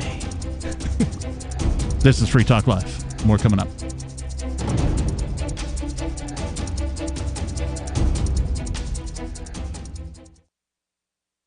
My name is Jacob Hornberger. I'm president of the Future of Freedom Foundation, which Congressman Ron Paul awarded for having an outstanding freedom website. Write us at fff@fff.org, and we'll send you a free 3-month subscription to our monthly journal of libertarian essays and our booklet, Economic Liberty in the Constitution, which George Mason University economics professor Walter Williams praised in a recent column. That's fff@fff.org. When a lunar observatory detects a radio broadcast originating from Proxima Centauri, the nations of Earth discover their first contact with an alien race may also be their last. With the Proximans facing an extinction-level disaster, Earth must choose between sending a ship on a multi-year journey or allowing nature to take its course. Saving Proxima, a hard science fiction thriller by Travis S. Taylor and Les Johnson from BaneBooks.com. Is oral health important to you? If you don't like your own teeth, fresh breath, or kissing people, then by all means stop listening. Several years ago, I met Jessica Armand, founder and CEO of My Magic Mud, and I became passionate about the product that she created and never want to live without it. It's clinically proven to whiten teeth, but I find it does much more. They want you to love My Magic Mud as much as I do, so they're giving you a money-back guarantee plus 20% off. Go to mymagicmud.com and use coupon code FTL20 at checkout. mymagicmud.com, FTL20.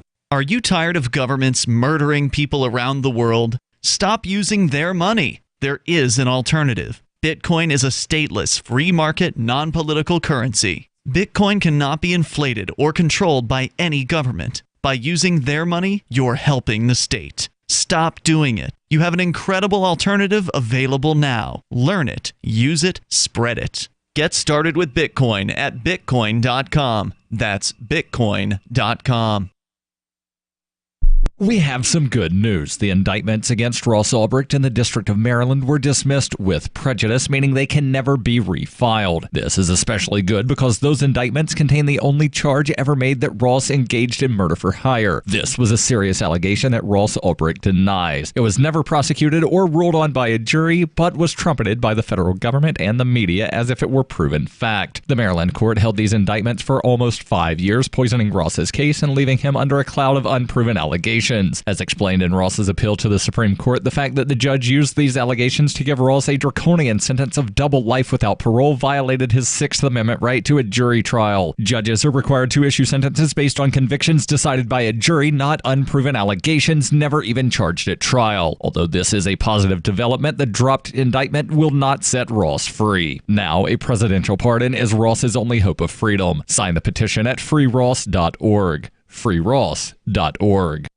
What if you want to hear the latest episode of Free Talk Live, but all you have is your phone, you forgot to download our archive, and you have no data connection? You can call our Listen line at 641-793-0191. That's a long-distance number, so you may incur charges. If not, listen as long as you want. 641-793-0191. The Free Talk Live Listen line, 641-793-0191. There are basically two types of advertising, direct response and branding. Radio's great for direct response with its low cost to listener ratio, but audio can't be beat for branding, which is a longer term endeavor. You want to be the first thing that someone thinks of when they think about your product or service. If you have a local business that you want kept top of mind in your community, call the station. If you need national reach, Free Talk Live's got around 200 radio stations, millions of monthly listening sessions, can suit all budgets, and if we don't think we're right for you, we'll tell you. Email me, mark@freetalklive.com. We're still not sure why you'd want to watch, but our video feed is streaming nightly for free at cam.freetalklive.com.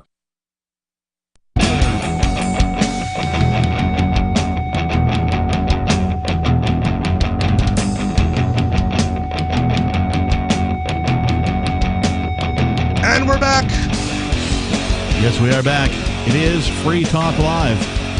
This telephone number here in the studio, if you'd like to join us, is 603-283-6160. Again, 603-283-6160. In the studio tonight, it is myself, the Reverend Captain Kickass, joining me. Steve Classic. And Rich.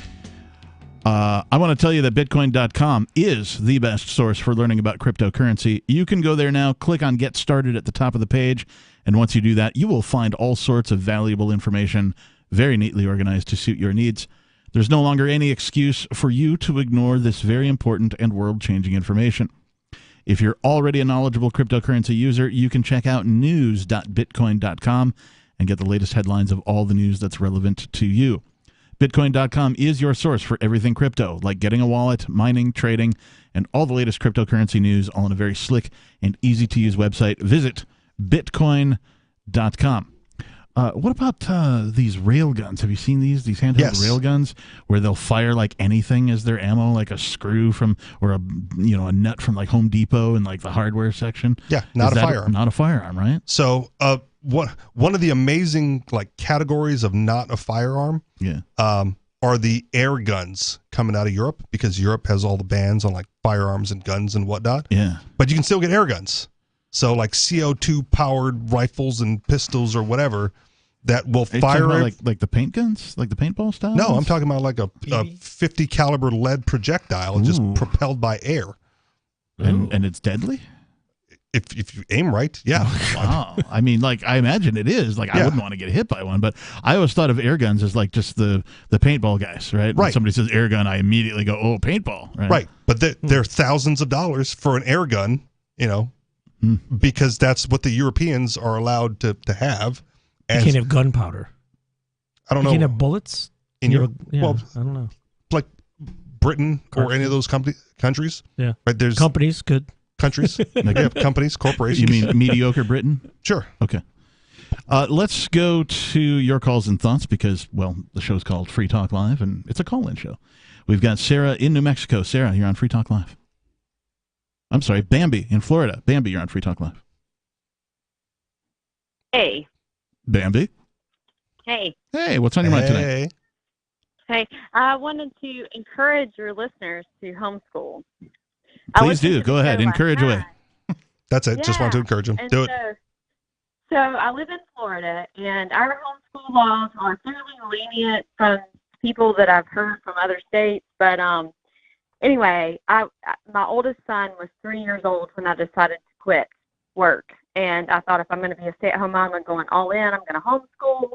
And we didn't live in a great school district and all this, but I just felt like I wasn't pleased with what I was getting so far, so why would it ever get any better? Yeah. And Hey, so, Bambi, are you like standing still, walking around? Like your signal kind of goes in and out a little bit. Sounds like you're prancing through a we forest. live in the country now, and so unfortunately we don't have great service. Can you guys hear me? Yep, we can hear you. Go ahead. Okay.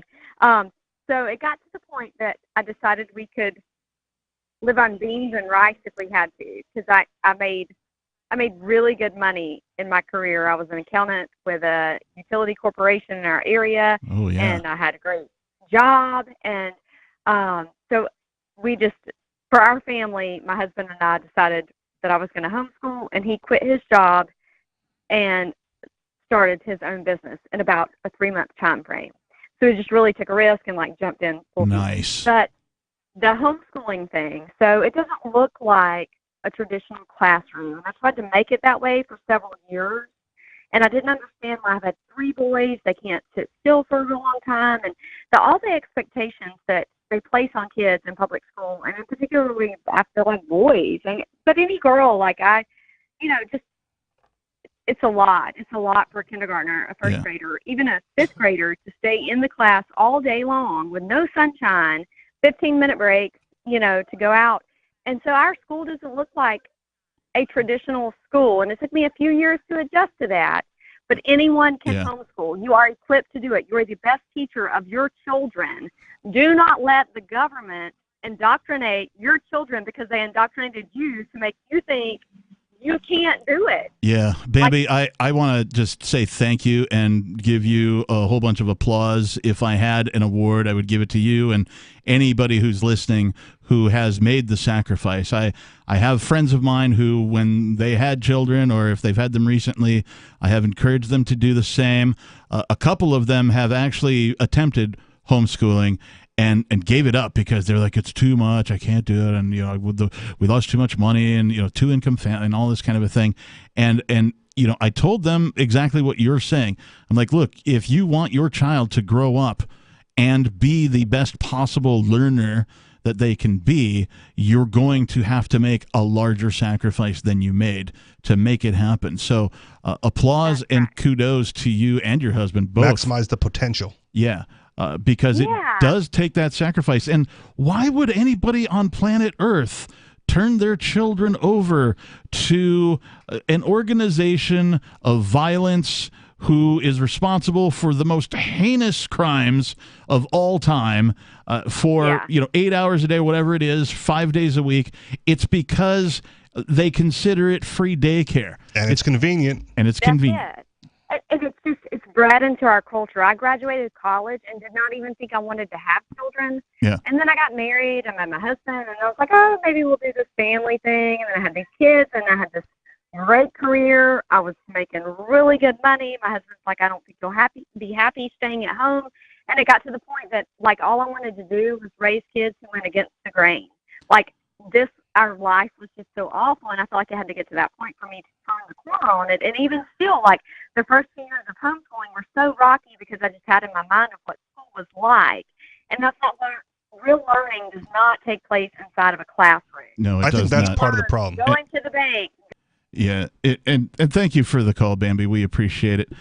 Go ahead, Richard. I think that's part of the problem is when the average individual thinks about homeschooling, they think of themselves in the teacher role, right, standing in front of their children, teaching them as they would be getting taught in the public school system. Right. And that's not necessarily how real education has to take place. Right. Right. So it's going to look different for any family that decides to homeschool potentially.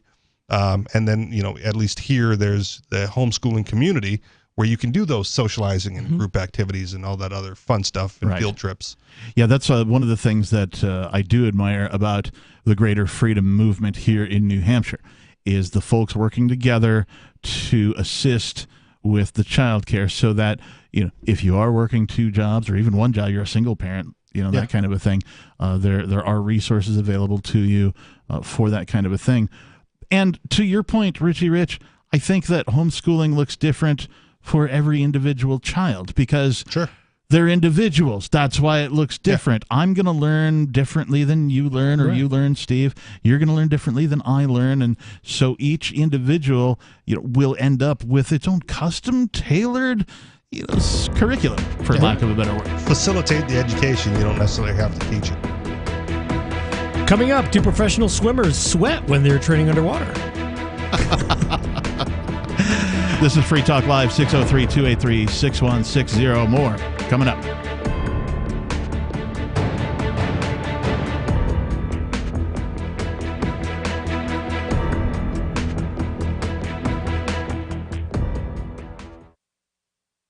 Join liberty-minded voluntarists, anarchists, and libertarians from June 27th through July 3rd for the 6th annual Fork Fest at Rogers Campground in the beautiful White Mountains of New Hampshire. Fork Fest is a fork of the Porcupine Freedom Festival, which sold out for the first time in 2021. Fork Fest takes place the week after Pork Fest, but Fork Fest is decentralized, which means that there's no ticket cost and no one is in charge. All you have to do to join the fun is reserve your camping site, RV site, or motel room with Rogers Campground for June 27th through July 3rd. There's no better place to celebrate Independence Day than around other freedom-loving activists in the Shire. You can find out more at the unofficial website, forkfest.party. You can also connect with other attendees on the Forkfest Telegram and Matrix chat rooms, as well as the Forkfest Forum. You can find links to those at forkfest.party. We hope to see you there. Forkfest.party. From Features Story News in Washington, I'm Kate Fisher. The U.S. Justice Department says it will investigate the police response to the mass shooting at a school in Uvalde, Texas, which killed 19 children and 2 teachers. Announcing its critical incident review, the Justice Department said the goal was, quote, to provide an independent account of law enforcement actions and responses to identify lessons learned. Public anger is growing after it emerged that officers waited in the hallway as children trapped with the shooter made desperate 911 calls. President Biden's been in Uvalde to meet survivors and families who've been devastated by the attack. As he left a Catholic mass at the local Sacred Heart Church, people in the crowd shouted, "Do something." He answered, "We will." But speaking on NBC's Meet the Press, New Jersey Democrat Senator Cory Booker was skeptical that Congress will make sweeping changes. I'm under no illusion that we're going to do the things that need to be done, that the majority of Americans overwhelmingly support Republican and Democrat, that can create significant safety. Until that happens, we are going to see, at best, incremental change. But as far as a federal level, I'm not that hopeful. To save our children's lives, we have to have people get off the sidelines and get into the arena. Ukraine's president has left the Kyiv region for the first time since Russia's invasion began. Volodymyr Zelensky visited Kharkiv to talk about the prospect of rebuilding the city after it came under heavy Russian attack. The area's regional governor estimates around 2,000 blocks of flats have been destroyed. Explosions were heard in the city shortly after the president's visit. While he was there, he presented medals to Ukrainian soldiers. I want to thank each of you for your service. You risk your life for all of us and for our state. Thank you for defending the independence of our country. Take care of yourselves. Glory to Ukraine. There's been widespread condemnation of the way that football's Champions League final in Paris was policed. Chaotic scenes outside the stadium resulted in violent clashes with French riot police firing tear gas at fans. UK Culture Secretary Nadine Dorries has urged European football's governing body UEFA to launch a formal investigation. Real Madrid beat Liverpool 1-0 in the match. These Liverpool fans say they were disgusted by what they witnessed. The worst experience of my life. It was absolutely horrible. The only aggression that we saw came from the French police. It almost felt like they came for a fight. From bureaus worldwide, this is FSN. You can help spread the ideas of liberty with our Patreon for just $5 per month at amps.freetalklive.com.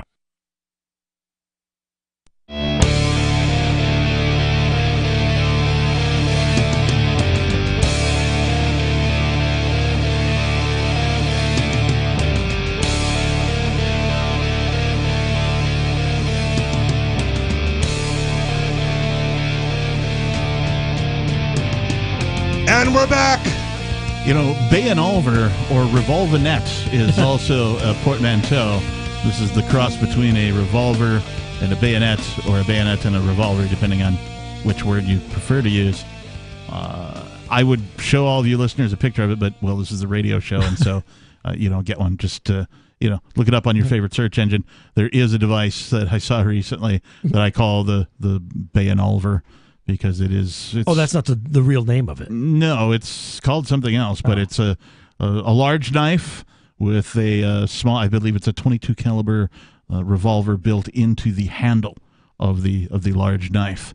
I don't know what makes a machete versus a bayonet other than size, but or the ability to attach it to your rifle. That's what I think makes it the difference. But also, there has to be a size restriction to the knife that you attach to your rifle, because that could get really top heavy. I mean, a lot of the bayonets that come on rifles now are folded under. Yeah. And then, so it doesn't make it too top heavy. Yeah. When you just extend it out as needed. I mean, it's probably I would say a less than practical invention, but I just thought it was cool that somebody has gone to the extent of inventing a thing called that I call the Bayanolver, where you put a little tiny .22 6-shooter inside the hand, and I don't know if you flip a button or whatever, but you kind of open this thing up before you can use it. Anyway, I think one of the dumbest firearm technologies or inventions that have come up, they've manufactured a single shot .22. Mm-hmm. That folds up and looks like your cell phone. Oh, yeah. I've seen these. Yeah. As if the cops need another excuse to say, it looks like you had a gun. Yeah. If they're making guns that look like cell phones. Although the one I saw, I thought was a 9mm, and it could have been a 9. And it wasn't single shot. Okay.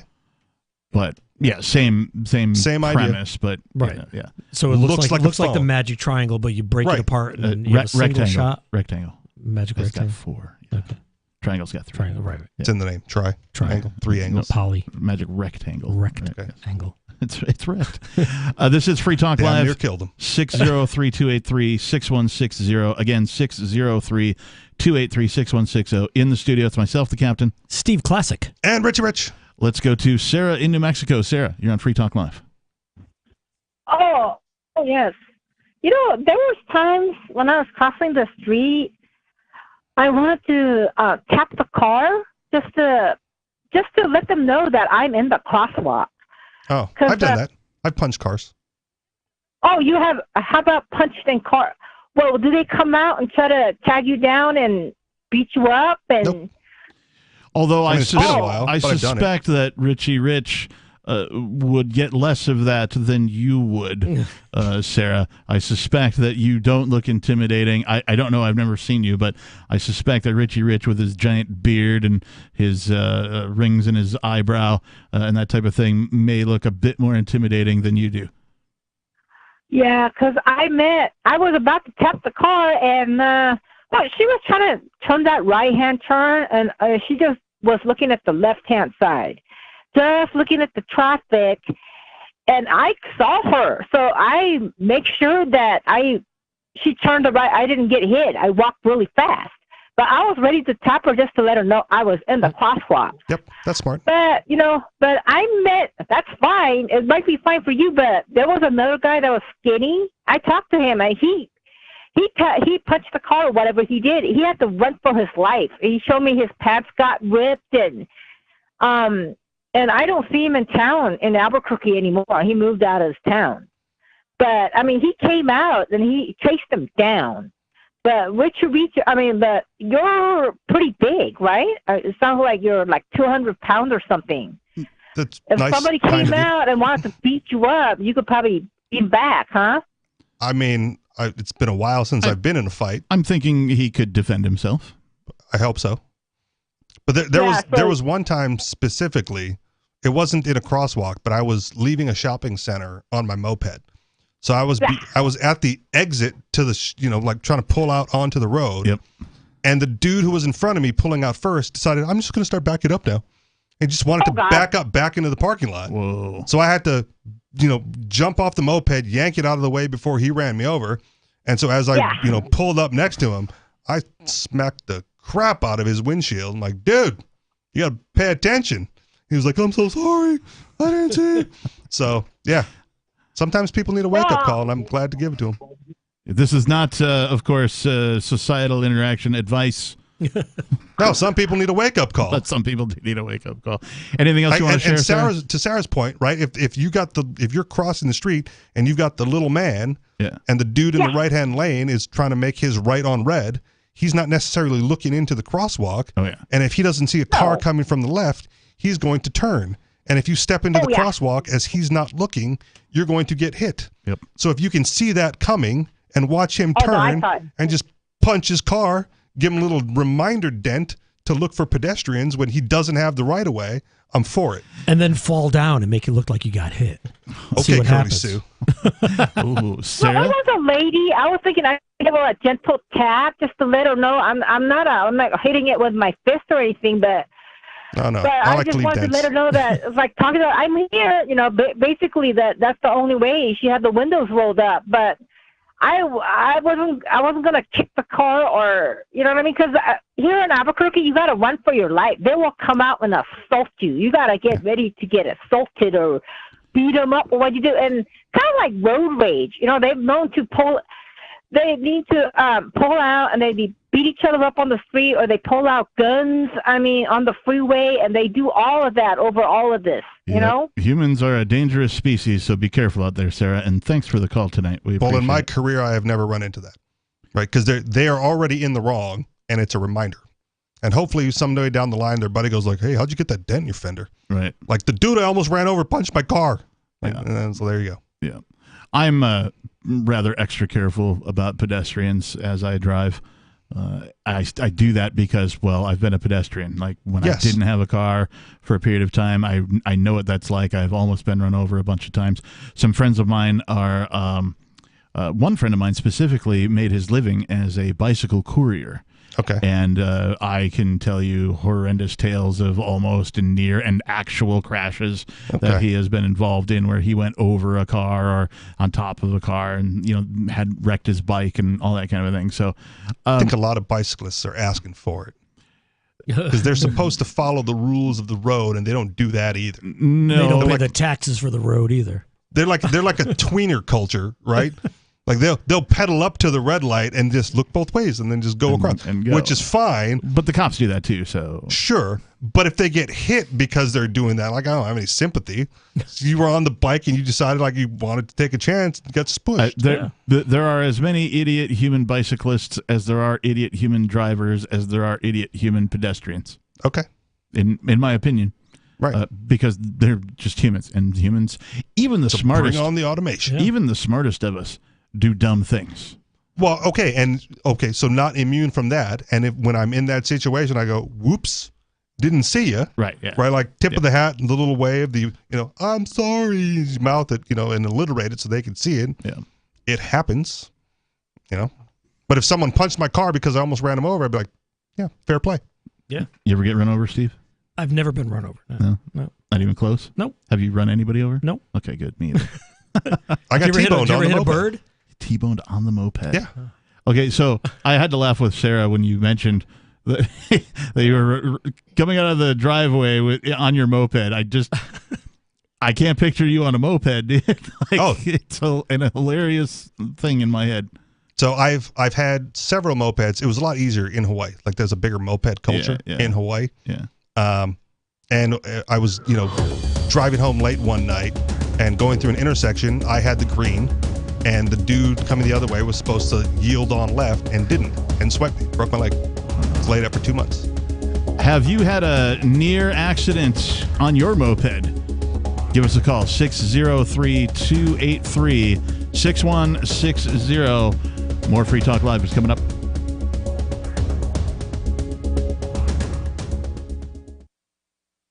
Excuse me, is this where I get a license to start a new business? I wouldn't be hasty. You have to get a license to go out of business, too, you know. Oh, well, look, I've invented this little anti-gravity machine, see? Oh, is that why you're walking 2 inches above the floor? Oh, yes, it's very comfortable. It saves on shoe leather. Yeah, well, you have to fill out these forms and report to the Human Services Department of Manpower Orientation and register with the Fair Employment Practice Commission, the Wage and Hour Division of the Employment Standards Administration, the State Sales and Income Tax Division, the Internal Revenue Service, and the Social Security Administration of the Department of Health, Education, and Welfare, and, of course, OSHA. OSHA? I thought that was a little town in Wisconsin. You'll find out. Say, floating around like that could be dangerous. Have you checked with the Consumer Product Safety Commission? Well, not yet. Come to think of it, you actually are flying, aren't you? Look, you need to go over to the Federal Aviation Administration and the Transportation... It's very hard to get anything done these days if you're in business, but free enterprise built this country. Think what could happen if we don't keep it free. A public service of this station and the Center for the Defense of Free Enterprise, Bellevue, Washington. We just can't have people floating about unregulated, you know. Looking for a great real estate investment? Consider New Hampshire, which is ground zero for the Liberty Movement. Your first call should be to Mark Worden from Porcupine Real Estate. He's more than just a real estate agent. He's your New Hampshire concierge. Where are the best places to live? Do you want farm, city, the burbs, or forest? Do you want a duplex or multifamily building so that renters pay your mortgage? There are homes in all price ranges in New Hampshire, and Mark can help with financing too. Invest in liberty and property. Mark Worden can help. PorcupineRealEstate.com. Tired of cancel culture? Sick of mega tech corporations holding an axe over your head? Join the LRN.FM Matrix chat server. It's self-hosted, so no one else can tell us what to do or say. Don't like the existing channels? You can make your own. You can even connect into some of our channels from other Matrix servers. It's federated. For the full LRN.FM Matrix experience, though, you should join our server via the step-by-step instructions at chat.lrn.fm. Chat.lrn.fm. Why did you move to the Shire? I moved here to the Shire because there's other people around who take liberty just as seriously as I do. I moved to the Shire because I saw videos of people challenging authority and thought that I could get support myself. It called to me, like, do this, right now. I wanted to be around people like me who got it, and once I got here, I knew there was nowhere else that I wanted to be. I've always wanted to change the world, so I moved to the Shire to join people who were actually working towards doing the same thing. The people here are awesome, loving, and positive. It was for the adventure and for the feeling of something important is happening here, and I just wanted to come to sort of be part of that. Visit ShireSociety.com to read and sign the Shire Society Declaration and learn the reasons why, if you love liberty, you should immigrate to the Shire. Plus, connect with others via the forum at ShireSociety.com. That's ShireSociety.com. If you want to know the latest about Free Talk Live before we go on the air, all you need to decide is how you want it delivered. It's your choice. Visit news.freetalklive.com to receive our usually weekly news updates by email. Plus, we have a Twitter account at twitter.freetalklive.com, and you can follow us on the decentralized Mastodon platform at toot.freetalklive.com. So please follow us at toot.freetalklive.com and sign up for our emails at news.freetalklive.com. So you've signed the Shire Society Declaration and are planning your move to New Hampshire to be around more liberty-oriented people. Next, sign up for the Shire Society Forum at forum.shiresociety.com. There are a bunch of people there who are already in the Shire, and they want to meet you. If you're already in the Shire physically, you should also come by the forums. Remember, not everyone uses Facebook. New people are signing up for the Shire Society Forum every month, so drop in and say hello at forum.shiresociety.com. Yep, we still do email. Drop your email address in the entry box at freetalklive.com, and you'll be kept in the loop with Free Talk Live.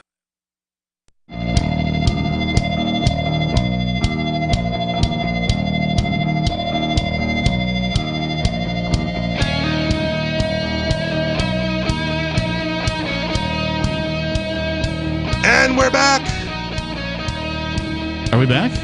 He just said that we are back. If only there was a repeated phrase that we could use every time we were back, that would alert us and me to whether or not, and the listeners, to whether or not we were actually back. Here's what you got to do. When you hear the music, you just shout, and we're back. Ooh, it seems to work. I like that. Okay. That's a good idea. We should start doing that. Pro tip. Breaking news. This just in, ladies and gentlemen.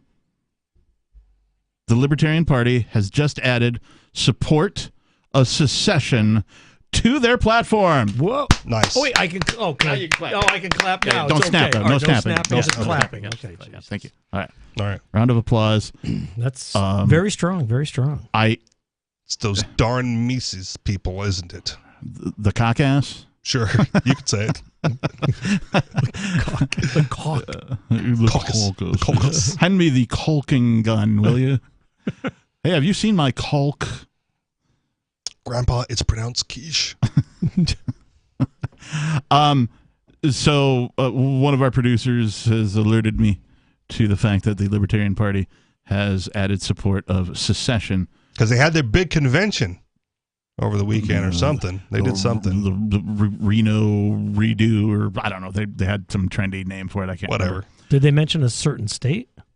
Or just any state?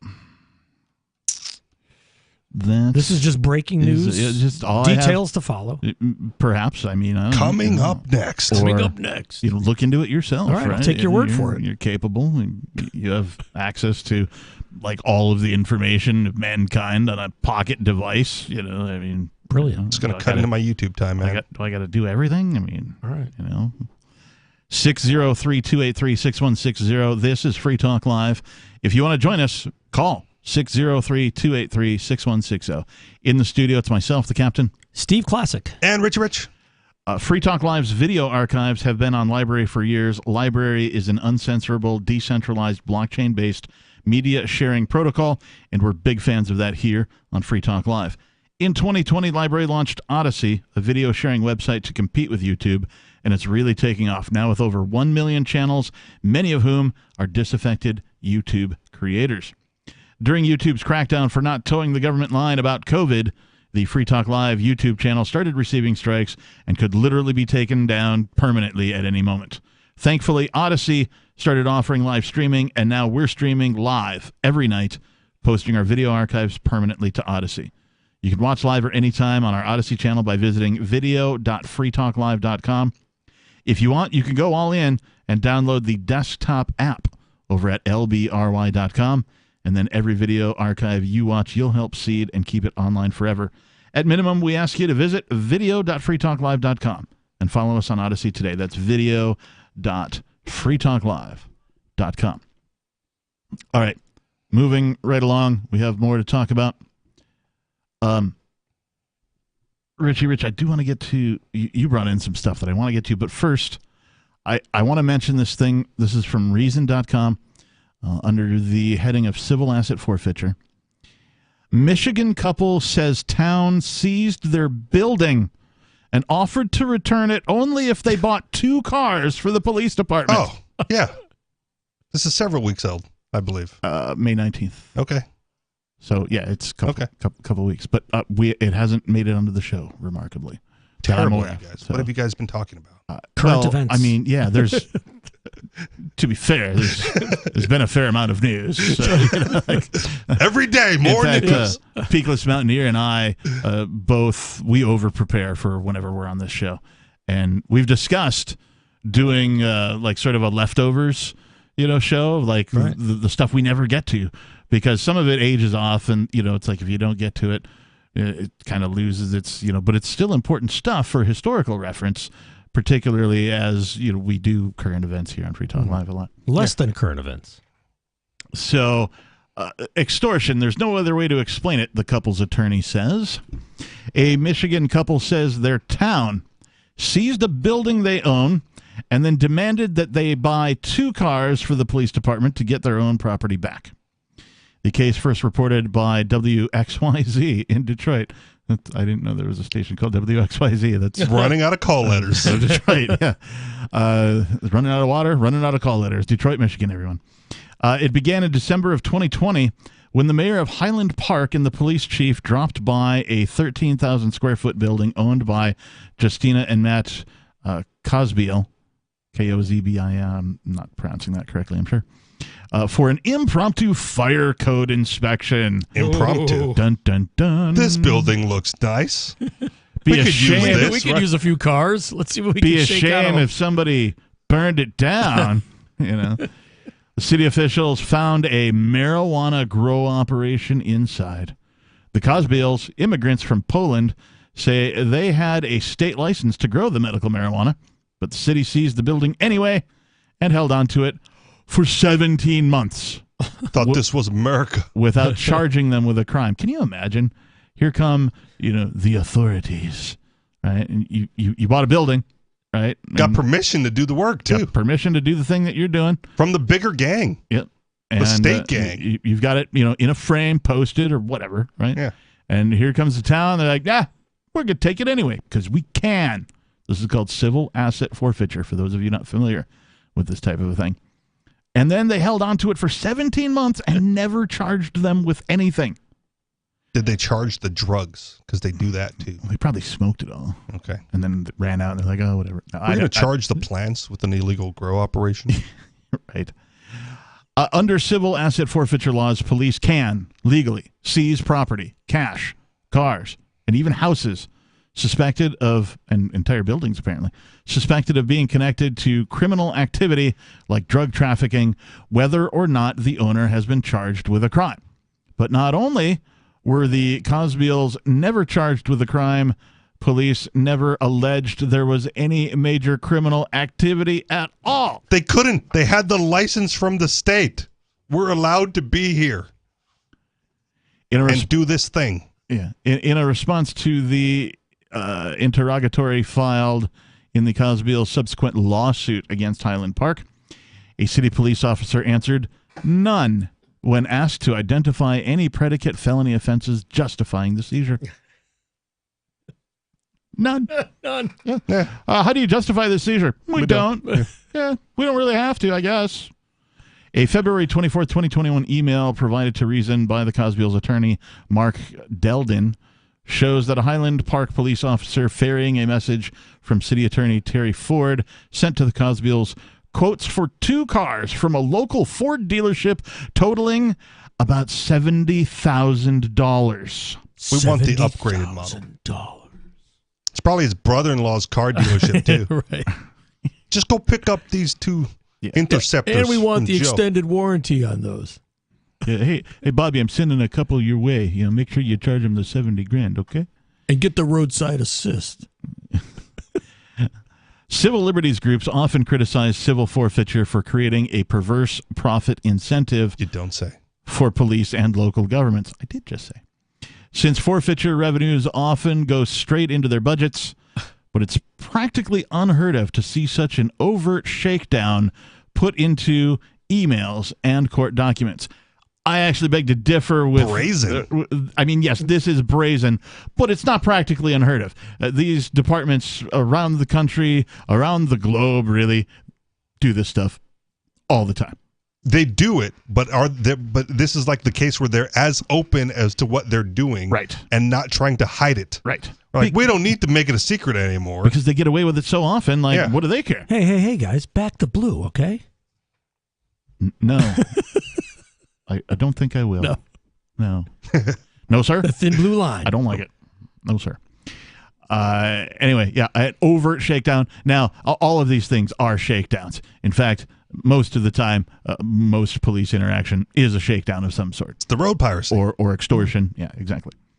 And Deldin goes on to say, extortion. There's no other way to explain it. So, there you go. Here's an attorney who agrees with our perspective on these actions and says that it's extortion. There's no other way to explain it. But will the government-run judiciary system find in the citizens' favor? None. quote, "This is really policing for profit because instead of finding a crime, pressing charges, and allowing the forfeiture process to work out, they just went and seized the building and said, 'Give us 2 cop cars,'" Deldon tells Reason. "There was no crime and there was no forfeiture process. The goal was never to forfeit this property because Highland Park wouldn't receive anything. The goal was to extort my client into providing new squad cars." 603-283-6160. More Free Talk Live coming up.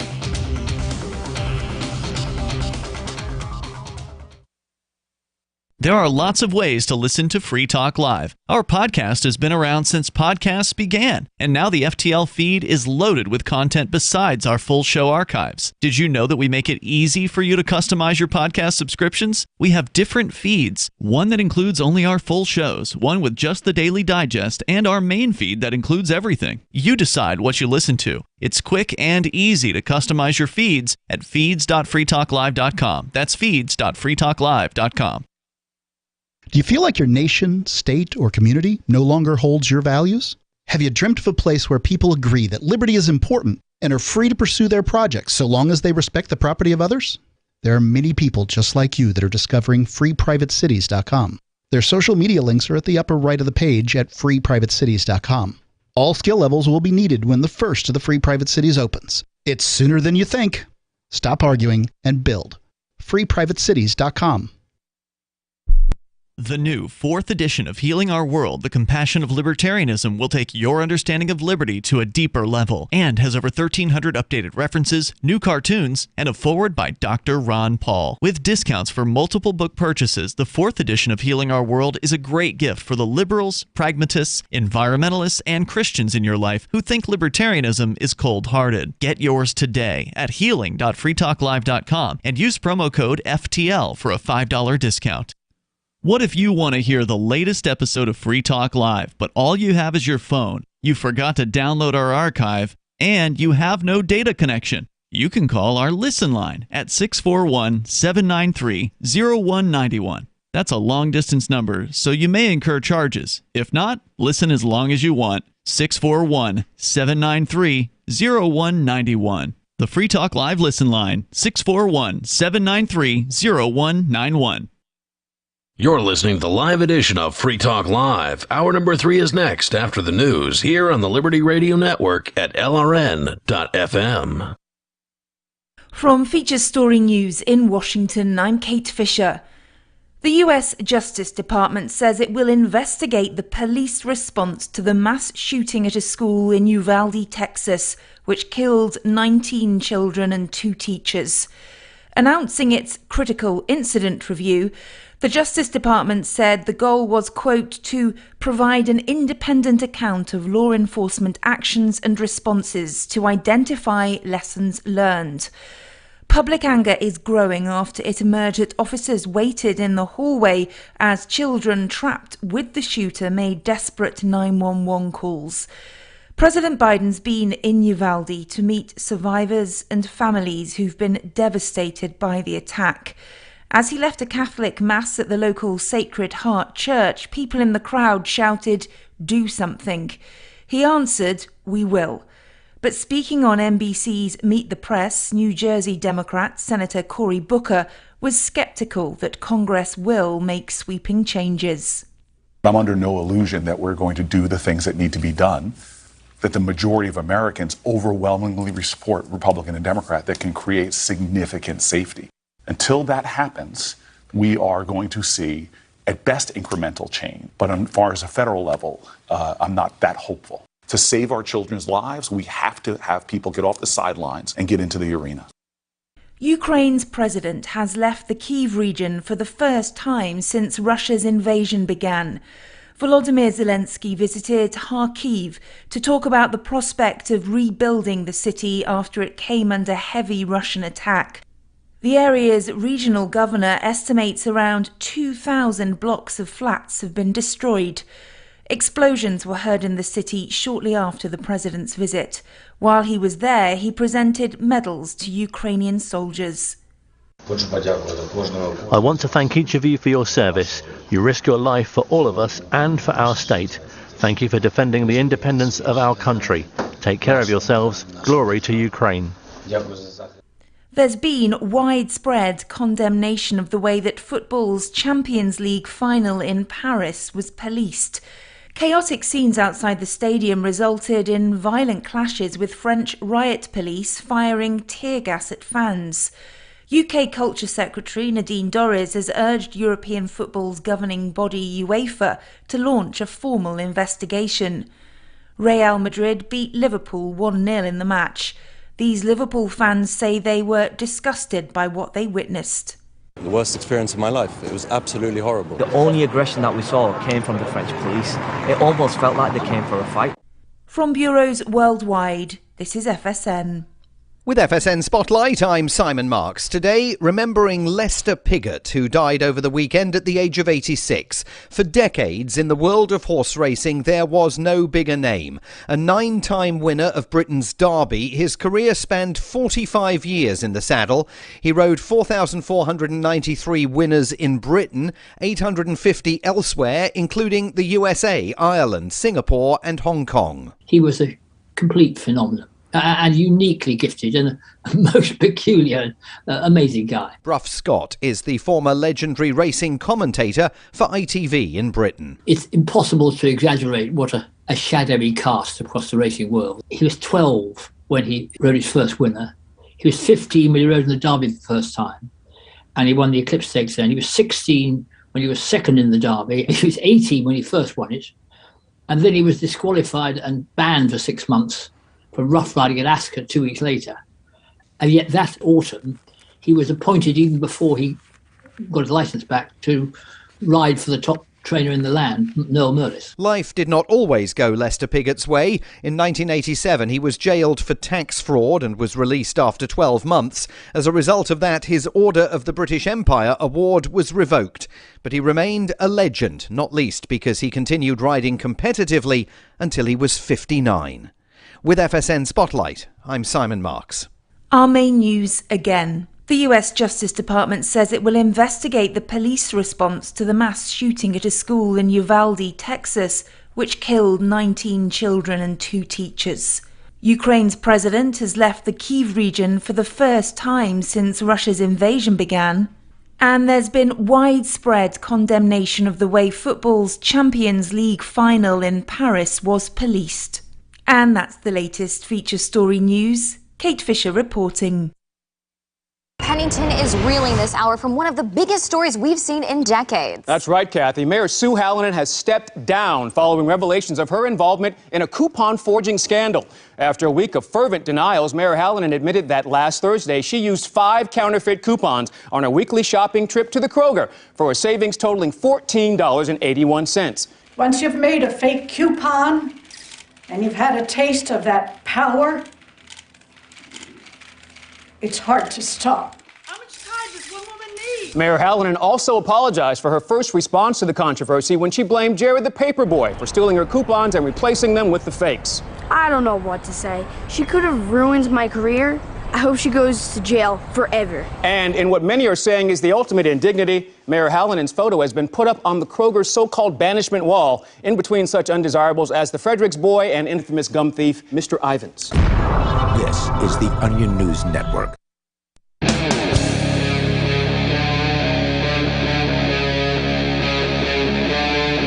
Free Talk Live.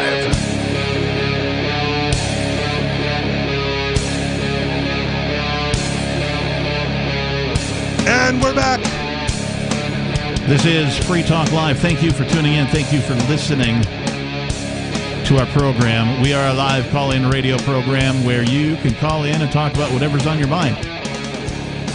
The telephone number is 603-283-6160. Again, 603-283-6160. In the studio tonight, it's myself, the Lord Reverend Captain Kickass. Joining me, Steve Classic. And Richie Rich. Thanks to you guys for being here tonight. Thank you, Captain. Appreciate you guys. Before we go on, we've been talking a little bit about civil asset forfeiture in a particular case out of Michigan where authorities seized an entire building that a couple owned, an immigrant couple, and said, we'll give it back if you buy us 2 new cars from this dealership. Over $70,000. They held it for ransom. Yeah. We'll talk more about that in just a minute. But Forkfest 2022 is coming up pretty quick. Real soon. You can join liberty-minded voluntarists, anarchists, and libertarians from June 27th through July 3rd for the 6th annual Forkfest at Rogers Campground in the beautiful White Mountains of New Hampshire. Forkfest is a fork of the Porcupine Freedom Festival, which sold out in 2021 and looks to have sold out again this year. So Forkfest takes place the week after that fest, but Forkfest is decentralized, which means there's no ticket cost and no one is in charge. All you have to do to join the fun is reserve your camping site, your RV site, or your motel room with Rogers Campground for June 27th through July 3rd. I can't think of a better place to celebrate Independence Day than around other freedom-loving friends and activists here in New Hampshire. You can find out more at the unofficial website, forkfest.party. You can also connect with other attendees on the Forkfest Telegram and Matrix chat rooms and find the Forkfest forum. Links to all of that are at forkfest.party. We hope to see you there, forkfest.party. All right. So just to sort of finish up, because we're talking about this building that was seized in Highland Park, Michigan, in Wayne County, where this all took place. And the reason I'm continuing the story is because you might think, if this is your first time hearing about civil asset forfeiture, you might think that there's some sort of mistake, this is a special or one-off case, and like most of the time, isolated incident. Yes, thank you. Clerical error, maybe. Yeah, something. This doesn't happen very often. I assure you, right? That's some people are thinking that in their heads if they're listening, but I assure you, just like earlier. What do you mean the police don't have a duty to protect? Yeah. Wayne County, where Highland Park is located, has an aggressive asset forfeiture program, particularly for cars. It seized more than 2,600 vehicles between 2017 and 2019, raking in more than $1.2 million in asset forfeiture revenues, according to public records obtained by the Mackinac Center for Public Policy. I know you don't want to do the math, but that sounds like 1 car a day. Yeah. Okay. Yeah, they stole one. They just picked a dude at random. Like, we're gonna pull him over. We're taking his car. Well, there's what are they selling on eBay Motors or what are they doing? 2 years. That's roughly 800 in a 2-year period, right? So more than that. More than one a day. More than one a day. 2,600. Okay. In a 3 cars a day. 17, 18, in a 3-year period. Okay. So 3 years. 3 times 3 would be 9. 12. 2. 2 cars a day. All right. Wow. About thereabouts. In one little county. Yeah. Yeah, this is near Detroit, but it's not Detroit. Okay. So they roll the car off the factory floor and they go like, we'll take that one. Just pull him over for something. Throw some dude in there and pull him over. So 2,600 vehicles in this span of time. Of those, 473 were not accompanied by a criminal conviction, and 438, no one was even charged with a crime. In 10 cases, the cars were seized under suspicion of a drug violation, even though the records say police didn't find any drugs. None. Suspicious white powder. Right. None. We suspect there's drugs in here, but, we were wrong. Sprinkle some crack on it. What was your suspicion? What tipped you off, Einstein? It was an immigrant driving the vehicle. Or a minority. Wayne County prosecutors typically offer to settle such forfeiture cases and return the owner's car for a $900 payment plus towing and storage fees. $900. Brother-in-law does the towing and storage too, I bet, because that's usually hundreds of dollars to get it out once they've impounded it. I just want to see if they have an example of the notice. It looks like notice of seizure and intent to forfeit. Blah blah blah blah blah.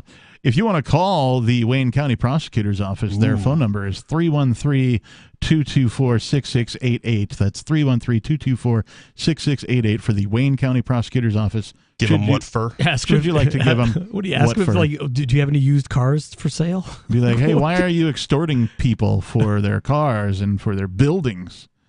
We think that's bad. So Deldin says, that's the attorney for this family, says, though the Cosbeil's forfeiture case was never properly routed through the Wayne County Prosecutor's Office. So, these guys are just FUBAR all the way around. So they held that building hostage, right, for 17 months. Yeah. There's no like storage or, fees on the building. But if they're taking a car and storage and towing for 17 months, it's probably going to cost you more than a new vehicle. Well more, yeah. Well more to get it back. Yeah. And so average American citizens, they let it go. They just steal it. And what can you do? Back to blue, huh? You can't afford to get it back anyway. The Wayne County Prosecutor's Office did not immediately return a request for comment. Oh, good. Blow up that number then. What's that number again? 313-224-6688. Yeah, I think so. I already closed the tab. Wow. Because I'm calling tomorrow. Oh, they're closed. That's a Gemini mind trick, or Jedi mind trick. Yes, thank you. The Wayne County, they didn't return a request for a statement. In a statement to WXYZ Detroit, a spokesperson for the prosecutor's office said it was not aware that the city was negotiating its own settlement. We don't know what we're doing. That's how extortion works. Yeah. They just bypass the legal channels. Today, one day after the WXYZ Detroit reported on the fiasco, Highland Park informed the Cosbeals that it would be giving them back their building. Nice. So, if they pay the back taxes on it. Their lawsuit is still ongoing. Now, here's the problem. Another problem, right? So, first of all, the problem is they did this, and they, of course, knew that they were in the wrong, and they wouldn't give it back until the press got a hold of it. Right. Right? And, oh, no, the press got a hold of it. Oh, we should. Hey, sorry, we'll give you your building back. Busted. Right? Only because the press got wind of it. Shined a light on the situation. Now, I imagine that this couple is going to win their lawsuit. The problem that I have, of course, when they win their lawsuit is that the money that they're going to be awarded for having their building held hostage, extorted from them, and costing them a whole bunch of time. I don't know if they were allowed to use the building or not during this time, but whatever it is, they certainly, there's some pain and suffering there.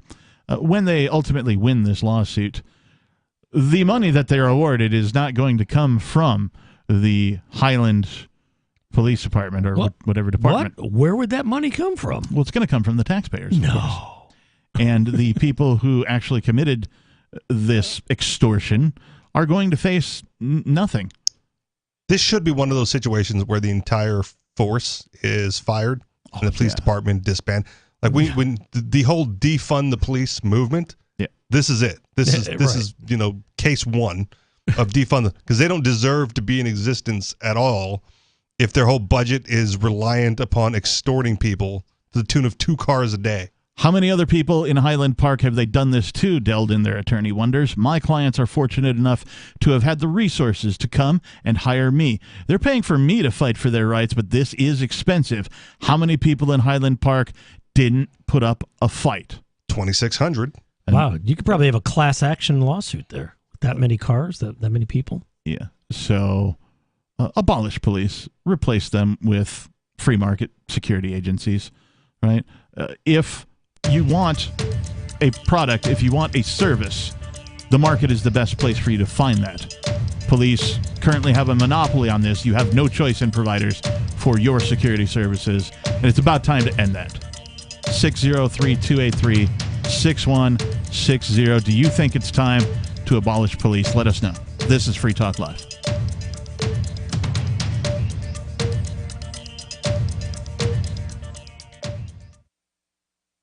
Are you tired of your taxes funding endless occupations around the world? Antiwar.com is run by people who understand that wars abroad become wars at home, wars on our freedoms.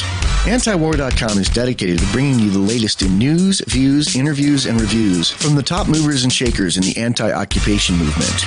Antiwar.com has it all, from thorough foreign policy analysis to interviews with whistleblowers who used to run the military-industrial complex. Anti-war, pro-free market. That's antiwar.com. Brute force, intransigent defiance, adamantine will. These are the hallmarks of the AI tank. These gigantic machines have the firepower of an army, but they also have their own sense of honor and duty. When the world breakers arrive, battle will be joined, planets will shake, and war and peace will never be the same again. World Breakers. Stories from David Weber, Larry Correia, and more. Available August 3rd from BaneBooks.com.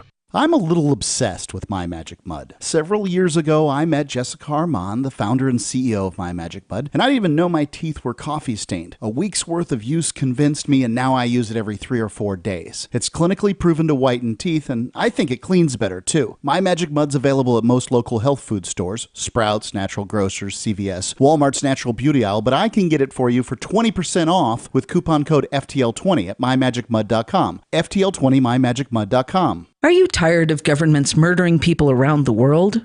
Stop using their money. There is an alternative. Bitcoin is a stateless, free market, non-political currency. Bitcoin cannot be inflated or controlled by any government. By using their money, you are helping the state. Stop doing it. You have an incredible alternative available now. Learn it, use it, spread it. Get started with Bitcoin at bitcoin.com. That's bitcoin.com. So the protection of life, liberty, and property is what the Free State Project is all about. But it's an effort to move 20,000 people who understand. It's about demonstrating to the entire country that, yeah, we can have a free market, a truly free market. Making it just a freer, great place to live. It's the world's largest voluntarist libertarian community, and it's only getting bigger. That's amazing, to be able to move to a place where other people passionately believe in being free and independent. What the Free State Project is managing to do, though, is to put their money where their mouth is. It's physically getting up across the country and saying, let's go someplace and let's demonstrate the power of these ideas. There's a lot of kind of philosophy that surrounds liberty. There's a lot of thinking about it and talking about it. But here in New Hampshire, people are doing it. 101 Reasons Liberty Lives in New Hampshire, a documentary by Free State Project early movers. Watch it free at 101reasonsfilm.com. 101reasonsfilm.com. Tired of cancel culture? Sick of mega tech corporations holding an axe over your head? Join the LRN.FM Matrix chat server. It's self-hosted, so no one else can tell us what to do or say. Don't like the existing channels? You can make your own. You can even connect into some of our channels from other Matrix servers. It's federated. For the full LRN.FM Matrix experience, though, you should join our server via the step-by-step instructions at chat.lrn.fm. Chat.lrn.fm. There are basically 2 types of advertising, direct response and branding. Radio's great for direct response with its low cost to listener ratio, but audio can't be beat for branding, which is a longer-term endeavor. You want to be the first thing that someone thinks of when they think about your product or service. If you have a local business that you want kept top of mind in your community, call the station. If you need national reach, Free Talk Live's got around 200 radio stations, millions of monthly listening sessions, can suit all budgets, and if we don't think we're right for you, we'll tell you. Email me, mark@freetalklive.com. Got Telegram? You can follow our channel there and discuss show prep with other listeners at telegram.freetalklive.com.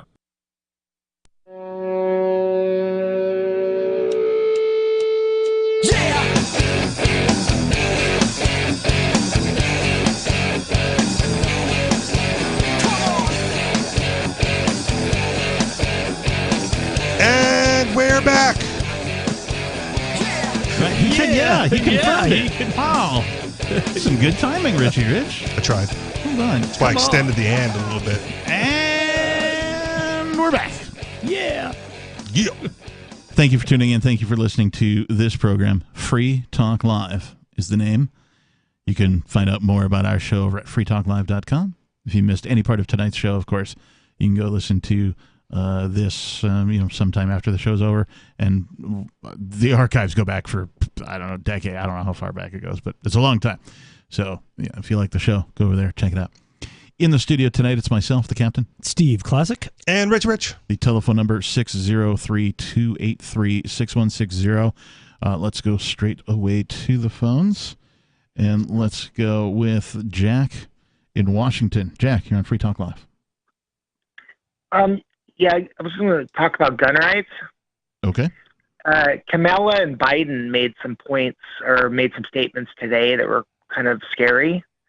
I don't know if you saw them about Camel Toe Harris, is that right? Yeah, or up at her heels in the air Harris, I think is also her name. But so I'm just kind of throwing out a hypothetical, which I don't know if it is anymore. But what happens, and this is in all of your opinions, if they really, let's say they were able to get away with an executive order to go away and take away any assault rifles or AR-15s. How does that play out with this kind of in the middle free country? Not really, do we fight back? Do we let the government thugs take our guns? How does that play out in your opinion? Do people fight back? Or militias start? Do we just hand our guns over? I think should it come to where they're like, we're actually physically coming to take your guns, right? I know Richie Rich mentioned we saw it, during Katrina down in New Orleans. Already happened. And they did it. People were just like, here, right? They weren't necessarily here, right? But the timing is crucial, because when they come for your guns, it's not going to be the time to fight back, because you will be alone and they will come in force individually to take your guns. Yeah. There'll be 5 of them. But in the greater, picture, I think that when that occurs, that sadly, if you just look at history as your guide, right? Historically, blood has been shed. Now, I can't tell you what to do personally, and I'm not offering advice of any kind, but I think that it will involve bloodshed, sadly, and I do not want to see that, which is why I want to gather here in New Hampshire with like-minded people, where it's totally fine for me to just carry my piece wherever I go. I can conceal, I can open carry. Other people have guns. There's very few restrictions here. If the federal law comes down, though, do you think that the New Hampshire enforcers are going to back you in your right to carry, or are they going to back the feds and prohibit? Well, what about shall not be infringed? Yeah. They'll have to repeal. Generally speaking, people who derive their paychecks from government support other people who derive their paychecks from government. Mm-hmm. That's what I would think. That's an assumption. I don't know that for a fact. So right now it's safe to carry. Yes. And have all the weapons and ammo and firearms that you wish here in New Hampshire. Yes. Because it's protected here. But who knows? Well, and that's why it's important to continue down the path to our goal of secession. Absolutely. Which is now on the platform. Which apparently the Libertarian Party has just added to their platform. I don't know if you've been listening all night, Dave. Sorry, Jack. Well, I think that's what's naturally going to start happening. If that were to happen, and I don't think we're too far off right now, based on what I'm hearing. Go ahead. No, finish your thought. No, just, Republican or Democrat, they're obviously our, I hate to say enemy, but they are. And they're going to pretend battle each other against these red flag events, which really seem that way, involving the police and every other government agency in this country. Yeah. And they've certainly made it clear that, the regular people are their enemy. That is very clear to me. Okay. And that's one thing that I sticks in my craw a little bit about the gun community in general, the greater gun community outside the liberty community, is the law-abiding gun owner, right? Because all that means is if they pass a law, you're going to follow the law and turn in your guns. Yeah. But the important thing to realize, and this is, already been taken care of by Ghost Guns and Cody Wilson and the Ghost Gunner, right, is the tools to manufacture your own is already readily available to anybody that wants it. So even if they say there's a ban on, AR-15s, they're too late, because you can already, mill it down from a block of aluminum. Mm-hmm. And so what's next? They're going to ban blocks of aluminum? Like where does that end? Yeah. And as long as you can mill it down from a block of aluminum, using the tools available to you, then the only thing that happens is they know about a lot less guns being manufactured. Because unless you send up a red flag to, the feds or to the ATF or the AFT that you have an arsenal in a gun safe in your basement, right? You can manufacture as many as you want. Yeah, I know. When I was growing up, I remember a friend of mine's dad had a little locked room in the basement that we managed to, I think he maybe left it unlocked one day, and I don't think we broke in, but I think like the lock was ajar, and we were like, oh, "What's in the secret room?" Right? Yeah. We were hoping for pornos or something, whatever. We were and all kids. you got were guns. And what we found was he was making his own ammunition. There you go. Oh yeah. It was a little like shop type thing, and with Reload. the scales Press and all that, yeah, he had empty shell all lined up and all the stuff, right? All the gear that you would learn need how to do that too. Yeah. So that was Save your cool. brass.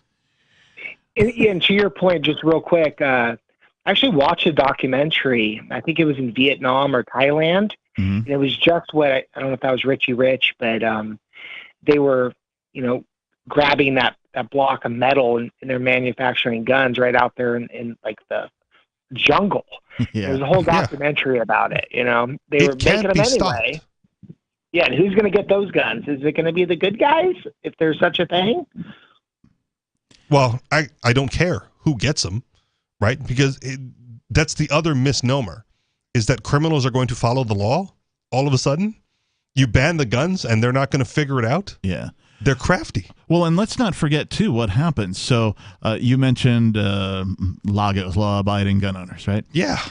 So let's say everybody in the United States currently, which is probably not true, but let's just say 100% of the gun owners are law-abiding gun owners. And then, like, tomorrow, they pass a law about, I don't know, bump stocks or, magazines or whatever. Forced reset triggers, because that was forced reset recently. triggers. All of a sudden, a whole bunch of formerly law-abiding gun owners are now criminals. Felons overnight. By some dudes, maybe in robes or whatever, like not putting even that. words on paper. Bureaucrat at the ATF signs a piece of paper and you're a felon overnight. Hey, what Jack, are you going to do? Thanks for the call. We appreciate it. Yeah, I think the decentralization of gun manufacture is one of the greatest things to happen to society. 603-283-6160. Are you manufacturing your own guns? Give us a call. Let us know. Or don't. More Free Talk Live coming up. Carl Watner, longtime proponent of a voluntary society, died last December. You may have seen his articles published on his website, voluntarist.com, in his newsletter, The Voluntarist, the Mises Institute, or elsewhere over the last 40 years. His newest book, I Must Speak Out, Volume 2, The Best of the Voluntarist, is now available via Liberty Under Attack Publications. This 430-page second volume spans the years of 2000 through 2020 and includes articles by Carl Watner, Hans Hermann Hoppe, Carl Hess, Benjamin Tucker, George H. Smith, Lysander Spooner, Pete Eyre, Joyce Brand, and many others. I Must Speak Out is for the newly initiated, the veteran voluntarist, or anywhere in between. Buy the book now at libertyunderattack.com/voluntarist. For more great content on building a voluntary society and for Carl's extensive archives, check out voluntarist.com. From Feature Story News in Washington, I'm Kate Fisher. The U.S. Justice Department says it will investigate the police response to the mass shooting at a school in Uvalde, Texas, which killed 19 children and 2 teachers. Announcing its critical incident review, the Justice Department said the goal was, quote, to provide an independent account of law enforcement actions and responses to identify lessons learned. Public anger is growing after it emerged that officers waited in the hallway as children trapped with the shooter made desperate 911 calls. President Biden's been in Uvalde to meet survivors and families who've been devastated by the attack. As he left a Catholic mass at the local Sacred Heart Church, people in the crowd shouted, "Do something." He answered, "We will." But speaking on NBC's Meet the Press, New Jersey Democrat Senator Cory Booker was skeptical that Congress will make sweeping changes. I'm under no illusion that we're going to do the things that need to be done, that the majority of Americans overwhelmingly support Republican and Democrat, that can create significant safety. Until that happens, we are going to see, at best, incremental change. But as far as a federal level, I'm not that hopeful. To save our children's lives, we have to have people get off the sidelines and get into the arena. Ukraine's president has left the Kyiv region for the first time since Russia's invasion began. Volodymyr Zelensky visited Kharkiv to talk about the prospect of rebuilding the city after it came under heavy Russian attack. The area's regional governor estimates around 2,000 blocks of flats have been destroyed. Explosions were heard in the city shortly after the president's visit. While he was there, he presented medals to Ukrainian soldiers. I want to thank each of you for your service. You risk your life for all of us and for our state. Thank you for defending the independence of our country. Take care of yourselves. Glory to Ukraine. There's been widespread condemnation of the way that football's Champions League final in Paris was policed. Chaotic scenes outside the stadium resulted in violent clashes with French riot police firing tear gas at fans. UK Culture Secretary Nadine Dorries has urged European football's governing body UEFA to launch a formal investigation. Real Madrid beat Liverpool 1-0 in the match. These Liverpool fans say they were disgusted by what they witnessed. The worst experience of my life. It was absolutely horrible. The only aggression that we saw came from the French police. It almost felt like they came for a fight. From bureaus worldwide, this is FSN. Our Matrix server is about as free as internet chat can be. Join the existing rooms or create your own at chat.freetalklive.com.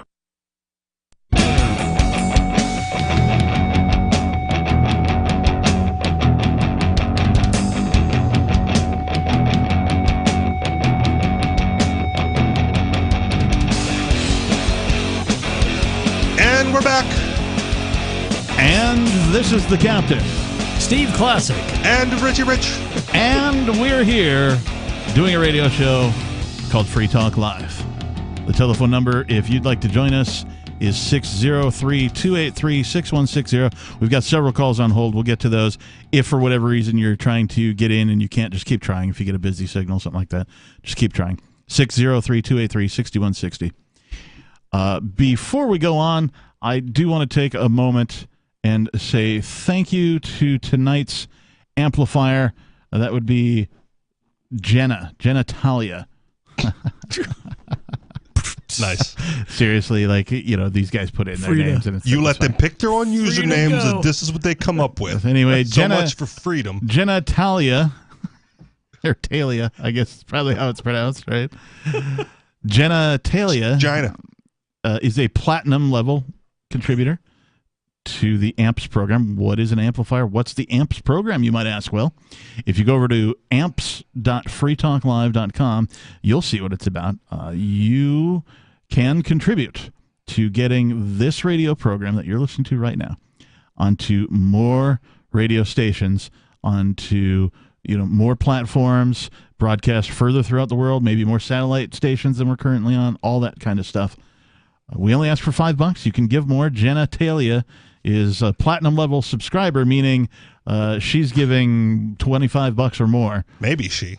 Maybe, we don't Could know. be a neckbeard and a fedora. I'm going by first name here. Okay. It is first name Jenna. Right? Okay. Like Jenna, right?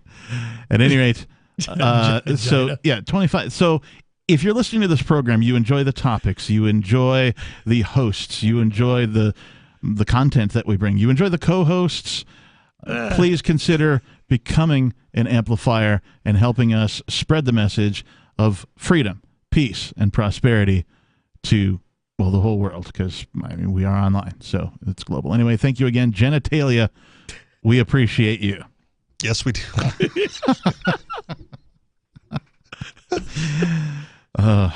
With that said, let's go to, I believe, Steve in Northwest Georgia. Hey, so I wanted to get y'all's opinion on something. Okay. First and foremost, I work with a bunch of communists. I'm sorry. Yeah, That's what happens when you join a commune. No, that's what happens when you work at O'Charlie's. But I work with a bunch of communists who, they're just pretty hateful, and they hate the fact that, one, I believe in Jesus, and two, I believe in self-governance. And they also, they brought up a good point. Like, how are we supposed to feel about Memorial Day, right? As volunteers, as anarchists, as Christian anarchists, as whatever word you want to use. I lost friends overseas. Yeah. And I think that most people that join, the best way I've heard it put, best people in society serving the worst people in society. How should we view this as a community? How should we view tomorrow? That's a great question, and thank you for calling and asking it. I'm thinking we might all have slightly different opinions, but do you want to go first? I mean, I'm going to enjoy the day off and I'm going to barbecue, but I'm not going to memorialize anybody because screw those guys. Well, I think, like he said, it's the best people serving the worst people. I think there's a lot of propaganda. Even I know, like, the NFL, the military pays the NFL to make it all patriotic. Yeah, to do like the flyovers and have the military there. Hear, like, the Tunnel to Towers 9/11. I joined right after 9/11. Like, I listen to those commercials. Yeah, like, you were suckered in. It's a recruiting event to these guys. A recruiting event. Yeah. I can't tell you how to feel about any of this, Steve. I could tell you how I feel. I feel like anybody who joins the military has been duped. And if they haven't, then they're likely a psychopath because they're joining because perhaps they enjoy killing and want to, be a part of an organization where that's okay. That's the main objective. I just needed college money. To me, the most ridiculous thing that exists on planet Earth is a bunch of young, mostly men, who, join this organization and get sent to Lord only knows where to fight other men who also don't know each other on the behest of politicians who refuse to fight themselves, right? If these politicians are so adamant that this country over here is doing something bad, then they need to get off their asses and go do something about it themselves. But they're not. They're the real cowards in this particular scenario, the politicians are, because they won't lend a finger to their own cause. Instead, they will take your children, your sons, and your daughters and send them over to kill or be killed. And where will the politicians be tomorrow? There'll be a Memorial Day parades. Yep. Giving some speech. They'll shake hands and kiss babies. Oh, yeah. I think that anybody who joins the military, at least in my lifetime, has been duped. If perhaps they go in with noble intent, they want to, right. I want to serve my community, or I want to do something good for the world, or I want to travel, or I want money for college, right? They have some sort of noble intent. Maybe it's veiled. I don't know. I can't speak for anybody who joins, but I'm gonna assume that they want to do some good in the world. They've been duped, in my opinion. And even if duped, I still don't feel bad. And even a politician who gets in for good reasons turns bad eventually. It's the system. Right. It's the system. The organization, corrupted and corrosive. Right. Yeah, the organization is already based on immoral and unethical acts. That is theft and coercion, right? The forcing of, at a gunpoint, right? Legislation, every law has a gun behind it, all that kind of thing. The entire system is already based on unethical and immoral premise, making the whole organization itself evil, no matter what you do. You can have the best intent in the world. Trying to join the government and turn it into a charity organization is insane. It's not going to happen. Well, when I was a kid, I always remember two things, one from my mother, one from my father. My mother said, always buy a car with cash. My dad says, never join the military. He was in the Army. Never join the military. Steve, you got anything else to add? So you said that, in your lifetime, everyone that's joined has been duped. Do you believe that there was a righteous America at one point? Do you believe there was a righteous war? Because it's like, I look at history and I really want to think that World War II is righteous until you learn about Prescott Bush. Yeah. And then you think about World War I and you learn about this guy. And so, do you think there was a righteous America at one point?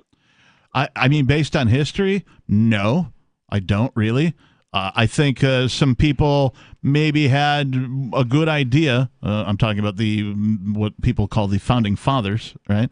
They maybe had a good idea. They wrote some really nice sounding words on pieces of paper. But as Lysander Spooner Spooner. Yeah. I don't know if he's Spooner or not. She didn't fill me in on the details. No. Lysander Spooner, I'm paraphrasing, but he said the Constitution may be one thing or another, but either it has created the empire as we know it today, or it has failed to prevent it. Either way, it's unfit to exist. Thanks for the call, Steve. Let's move right along, and let's go to what we got. We got David in New Mexico. David, you're on Free Talk Live. Yes, the saga continues. So this the Sega Genesis? The Sega Genesis, yes. All right, go ahead. This Judge Tommy Jewell, who is married to Judge Angela Jewell, or was, or is, or some combination of that. Judge Angela Jewell was the first judge to illegally traffic my children. Oh, I hear music. Hey, hold that thought, David. Stand by. Hold that thought, David. Stand by. We'll bring you back. The telephone number is 603-283-6160. This is Free Talk Live. More coming up.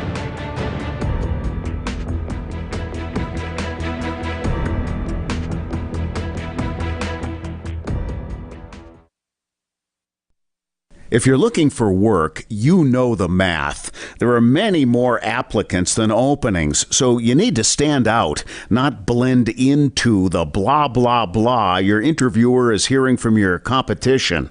Here's a tip. In your interview, you will be judged more by the questions you ask than the answers you give. Yes, do anticipate the obvious job interview questions and prepare concise, insightful, glass-half-full sounding responses. And you should interview your interviewer. Seem genuinely curious about what will help get results. With money and attention so scarce now, effective communication skills have never been more important. You want to cut through the clutter. For more tips for job seekers and making all the other conversations you have more productive, hit survivalspeech.com. I'm Holland Cook. Looking for a great real estate investment? Consider New Hampshire, which is ground zero for the Liberty Movement. Your first call should be to Mark Worden from Porcupine Real Estate. He's more than just a real estate agent. He's your New Hampshire concierge. Where are the best places to live? Do you want farm, city, the burbs, or forest? Do you want a duplex or multifamily building so that renters pay your mortgage? There are homes in all price ranges in New Hampshire, and Mark can help with financing too. Invest in liberty and property. Mark Worden can help. PorcupineRealEstate.com. If you want to know the latest about Free Talk Live before we go on the air, all you need to decide is how you want it delivered. It's your choice. Visit news.freetalklive.com to receive our usually weekly news updates by email. Plus, we have a Twitter account at twitter.freetalklive.com, and you can follow us on the decentralized Mastodon platform at toot.freetalklive.com. So please follow us at toot.freetalklive.com and sign up for our emails at news.freetalklive.com. Free Talk Live. We have been brought forward to bring out the truth. I knew this was all right. What is the truth? No, it's in the 2 books. Oh, you've got to buy the books. Now, how much is somebody going to have to pay for these books? It's right online, depending on what country you're in. They're $26 a piece here in the United States, including freight.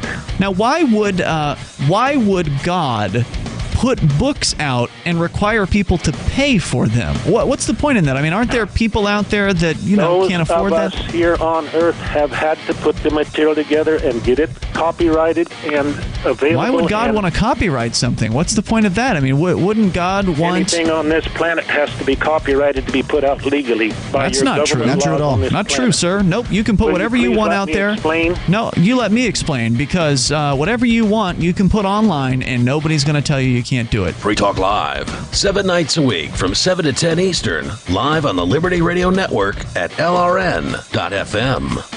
There are lots of ways to listen to Free Talk Live. Our podcast has been around since podcasts began, and now the FTL feed is loaded with content besides our full show archives. Did you know that we make it easy for you to customize your podcast subscriptions? We have different feeds, one that includes only our full shows, one with just the Daily Digest, and our main feed that includes everything. You decide what you listen to. It's quick and easy to customize your feeds at feeds.freetalklive.com. That's feeds.freetalklive.com.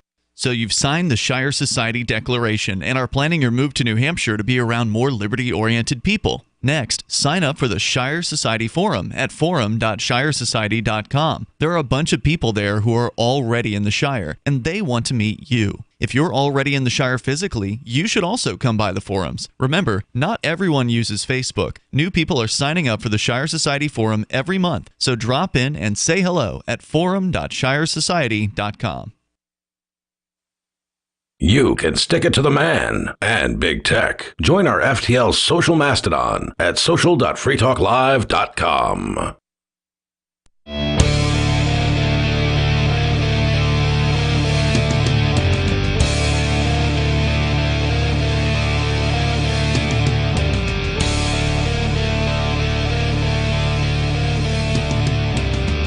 And we're back. Yes, we are. This is Free Talk Live. In the studio tonight, it's myself, the captain, Steve Classic, and Richie Rich. We've been talking about all sorts of things, but the phones are packed. So let's get right back to it. We were speaking with, hang on, let me find him. David, are you with us? Over here. We found David. We were speaking with him. He didn't get a chance to say what was on his mind. What's on your mind tonight, David? Yeah. So anyway, the reason this matters, Judge Angela Jewell, retired in New Mexico. She's originally trafficked my children, and I say that emphatically. I can prove it in court. Angela, you illegally trafficked my children, just like M. Monica Zamora did, whom I did prove with unanimous decision at the New Mexico Court of Appeals did illegally traffic my children. But Nepocestuous, did I get it right? Nepocestuous, yes, correct. Nepocestuous, yes, New Mexico. Everybody in New Mexico already knows, and we're just going to say it for those that aren't in New Mexico, that everything in New Mexico in government is nepocestuous. It's you got to be related, or you got to be having sex with somebody or whatever, and then you get in. You get that government job, and you get some power, and you like it. You like the money, you like the power. So does it matter who you're having sex with? Or just anybody? Yes, it worked exactly that way, Richie. Okay. Judge Angela Jewell was a judge, and her husband is a judge. Imagine that, two judges married to each other. And Judge Angela Jewell separated me from my children illegally, Angela, and I never saw them again, and that's why I care. However, I've never read the newspaper reports, which I've been perusing lately, about the various antics of Judge Tommy Jewell that has transpired over the last number of decades. It seems his house is not so clean, yet they pass judgment on other people. And Tommy is back in the news. Tommy is currently doing a public service in the employ of the taxpayers in some way, shape, or form. He's some sheriff's advisory board, and I haven't fully if you got a point, in on get that. to it. Well, it won't conclude this time. I'm just giving you the narrative, and it won't conclude this time. So you can just whenever you hit a time limit, you can cut the call, and I will pick up where I left off. Okay. Hey, thanks for the call, David. Continued. Yeah, to be continued. The ongoing saga of David Olson in New Mexico. That was perfect. Thanks for the call, David. We appreciate it. Dump button. Let's go ahead and go to Nadia calling from Montana. Nadia, you're on Free Talk Live. Hi, guys. Listen, I know of an incident that pertains to gun control. Okay, go ahead. And it sticks in my mind because this mother and daughter and father went into a restaurant for dinner or lunch, and a guy came in with a gun, and everybody hit the floor. And the father got caught in the middle of the floor, and he was shot. And the mother crawled over to cuddle him while he was dying. And the man walked over and shot her in the head. And the daughter, who was hiding behind a table that was turned over, and she said, "Oh, my God, I have a gun permit to carry a gun, but I left it in the truck. And if I had it with me right now, my parents would not be dead." Oh, yeah. She testified in Congress. I forget her name, but she's like really well known. Thank you. Thank you for remembering, because that's what I think about carrying guns. You ought to be able to take care of yourself, because there aren't enough police in this whole world to get here on time to take care of you. So here's one of the issues with that. The restaurant could have their own policy that says gun-free zone, and then you could choose whether or not you want to, go to that restaurant knowing you can't carry. Oh my God, that would be just like the theaters when that kid went nuts. He saw 3 theaters right next to each other. Yeah. And the one said gun free. Yeah. And he went in there and shot everybody. Yeah, and the two other ones that had the guns, he didn't touch. That's the thing about government is government. Invitation. Yeah, government creates these situations where you have what I'm going to call sitting ducks.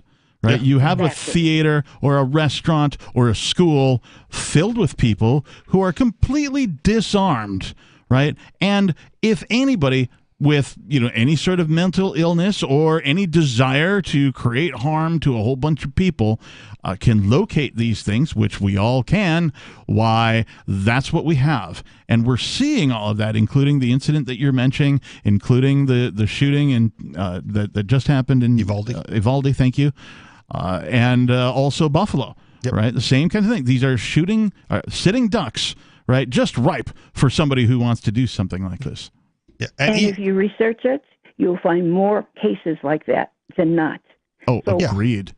But the problem is, even with gun control, you're not going to stop the crazies from finding ways to do harm. Exactly. Right? This is not a utopian situation where, gun control goes into effect and all of a sudden, like, all the crazy bad guys become good because they're all of a sudden law-abiding criminals, right? Law-abiding criminal. It's not a thing. It's not a thing. They'll pick up knives or whatever. No, they're like you guys said, they will get what they need.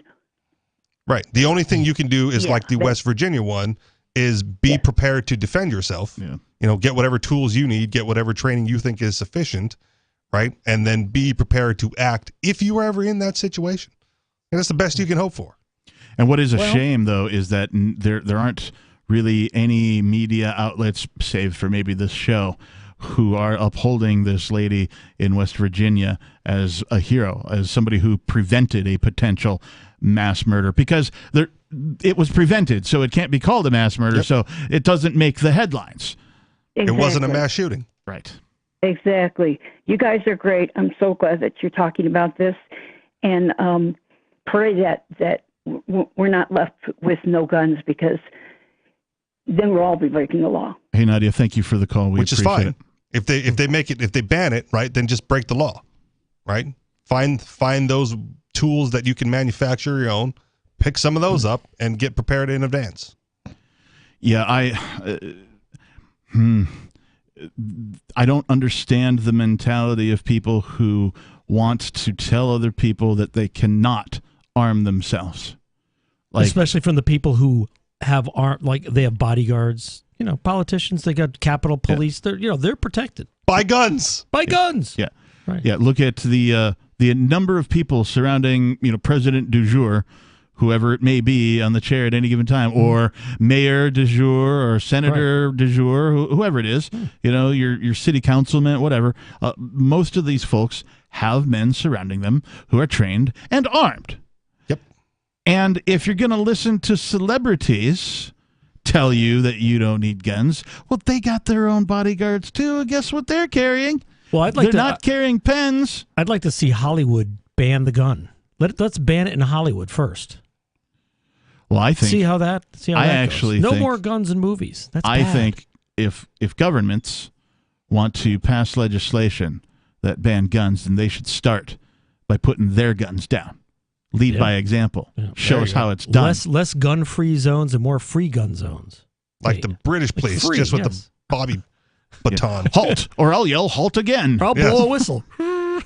Those Bobbies. Yeah, it really blow a whistle. It really bothers me that politicians will not lay down their own defenses and show us how it's done. Because they know. Well, I know that they know, but the general public, and I'm saying this for our listeners' benefit, not our regular ones. Our regular ones kind of know what we're about. But folks who may be just tuning in, maybe they're getting ready to listen to the program that comes on after we're done. This is our final segment. We only got a couple minutes left. So these people who want to tell you shouldn't own a gun. There's no reason for you to have a gun. Here's the reason why I need a handgun. It's for a little bit of tyranny. The reason I need close tyranny. Up close tyranny. It's easier than carrying a rifle. In your pocket. For the further away tyranny, I might need a rifle. And for the fully automatic submachine gun or fully automatic assault style machine gun, well, I need that for a lot of tyranny. So what the other thing that people might not know is you can buy a machine gun in the United States. You just have to pay a tax for it. Yeah. So you can get one. Yeah. They're available. They're expensive. I think you can buy a cannon too, Yeah, despite what Joe Biden says, you can own a cannon. Yeah. Always could. I want an F-35. I'm saving up. I Save think up your Pepsi points. I think about getting a larger piece of property in the future than I have now, and I think a beautiful yard decoration would be a tank. Yeah, right. Or you can get those or silhouette targets all over the property. Keep out. And that's the tanks we get. This whole thing about, when there is somebody who's obviously having some sort of an episode, going in and shooting up these sitting ducks. These places are always created, it seems, by government. Right? Oh, it's a gun-free zone. You can't have guns there. And then that makes them an easy target. Where else are they going to go? And even if it wasn't a government-created gun-free zone, if it's a gun-free zone, you may not want to be there. We're out of time. If you missed any of the program, check us out over at freetalklive.com. Thanks and peace.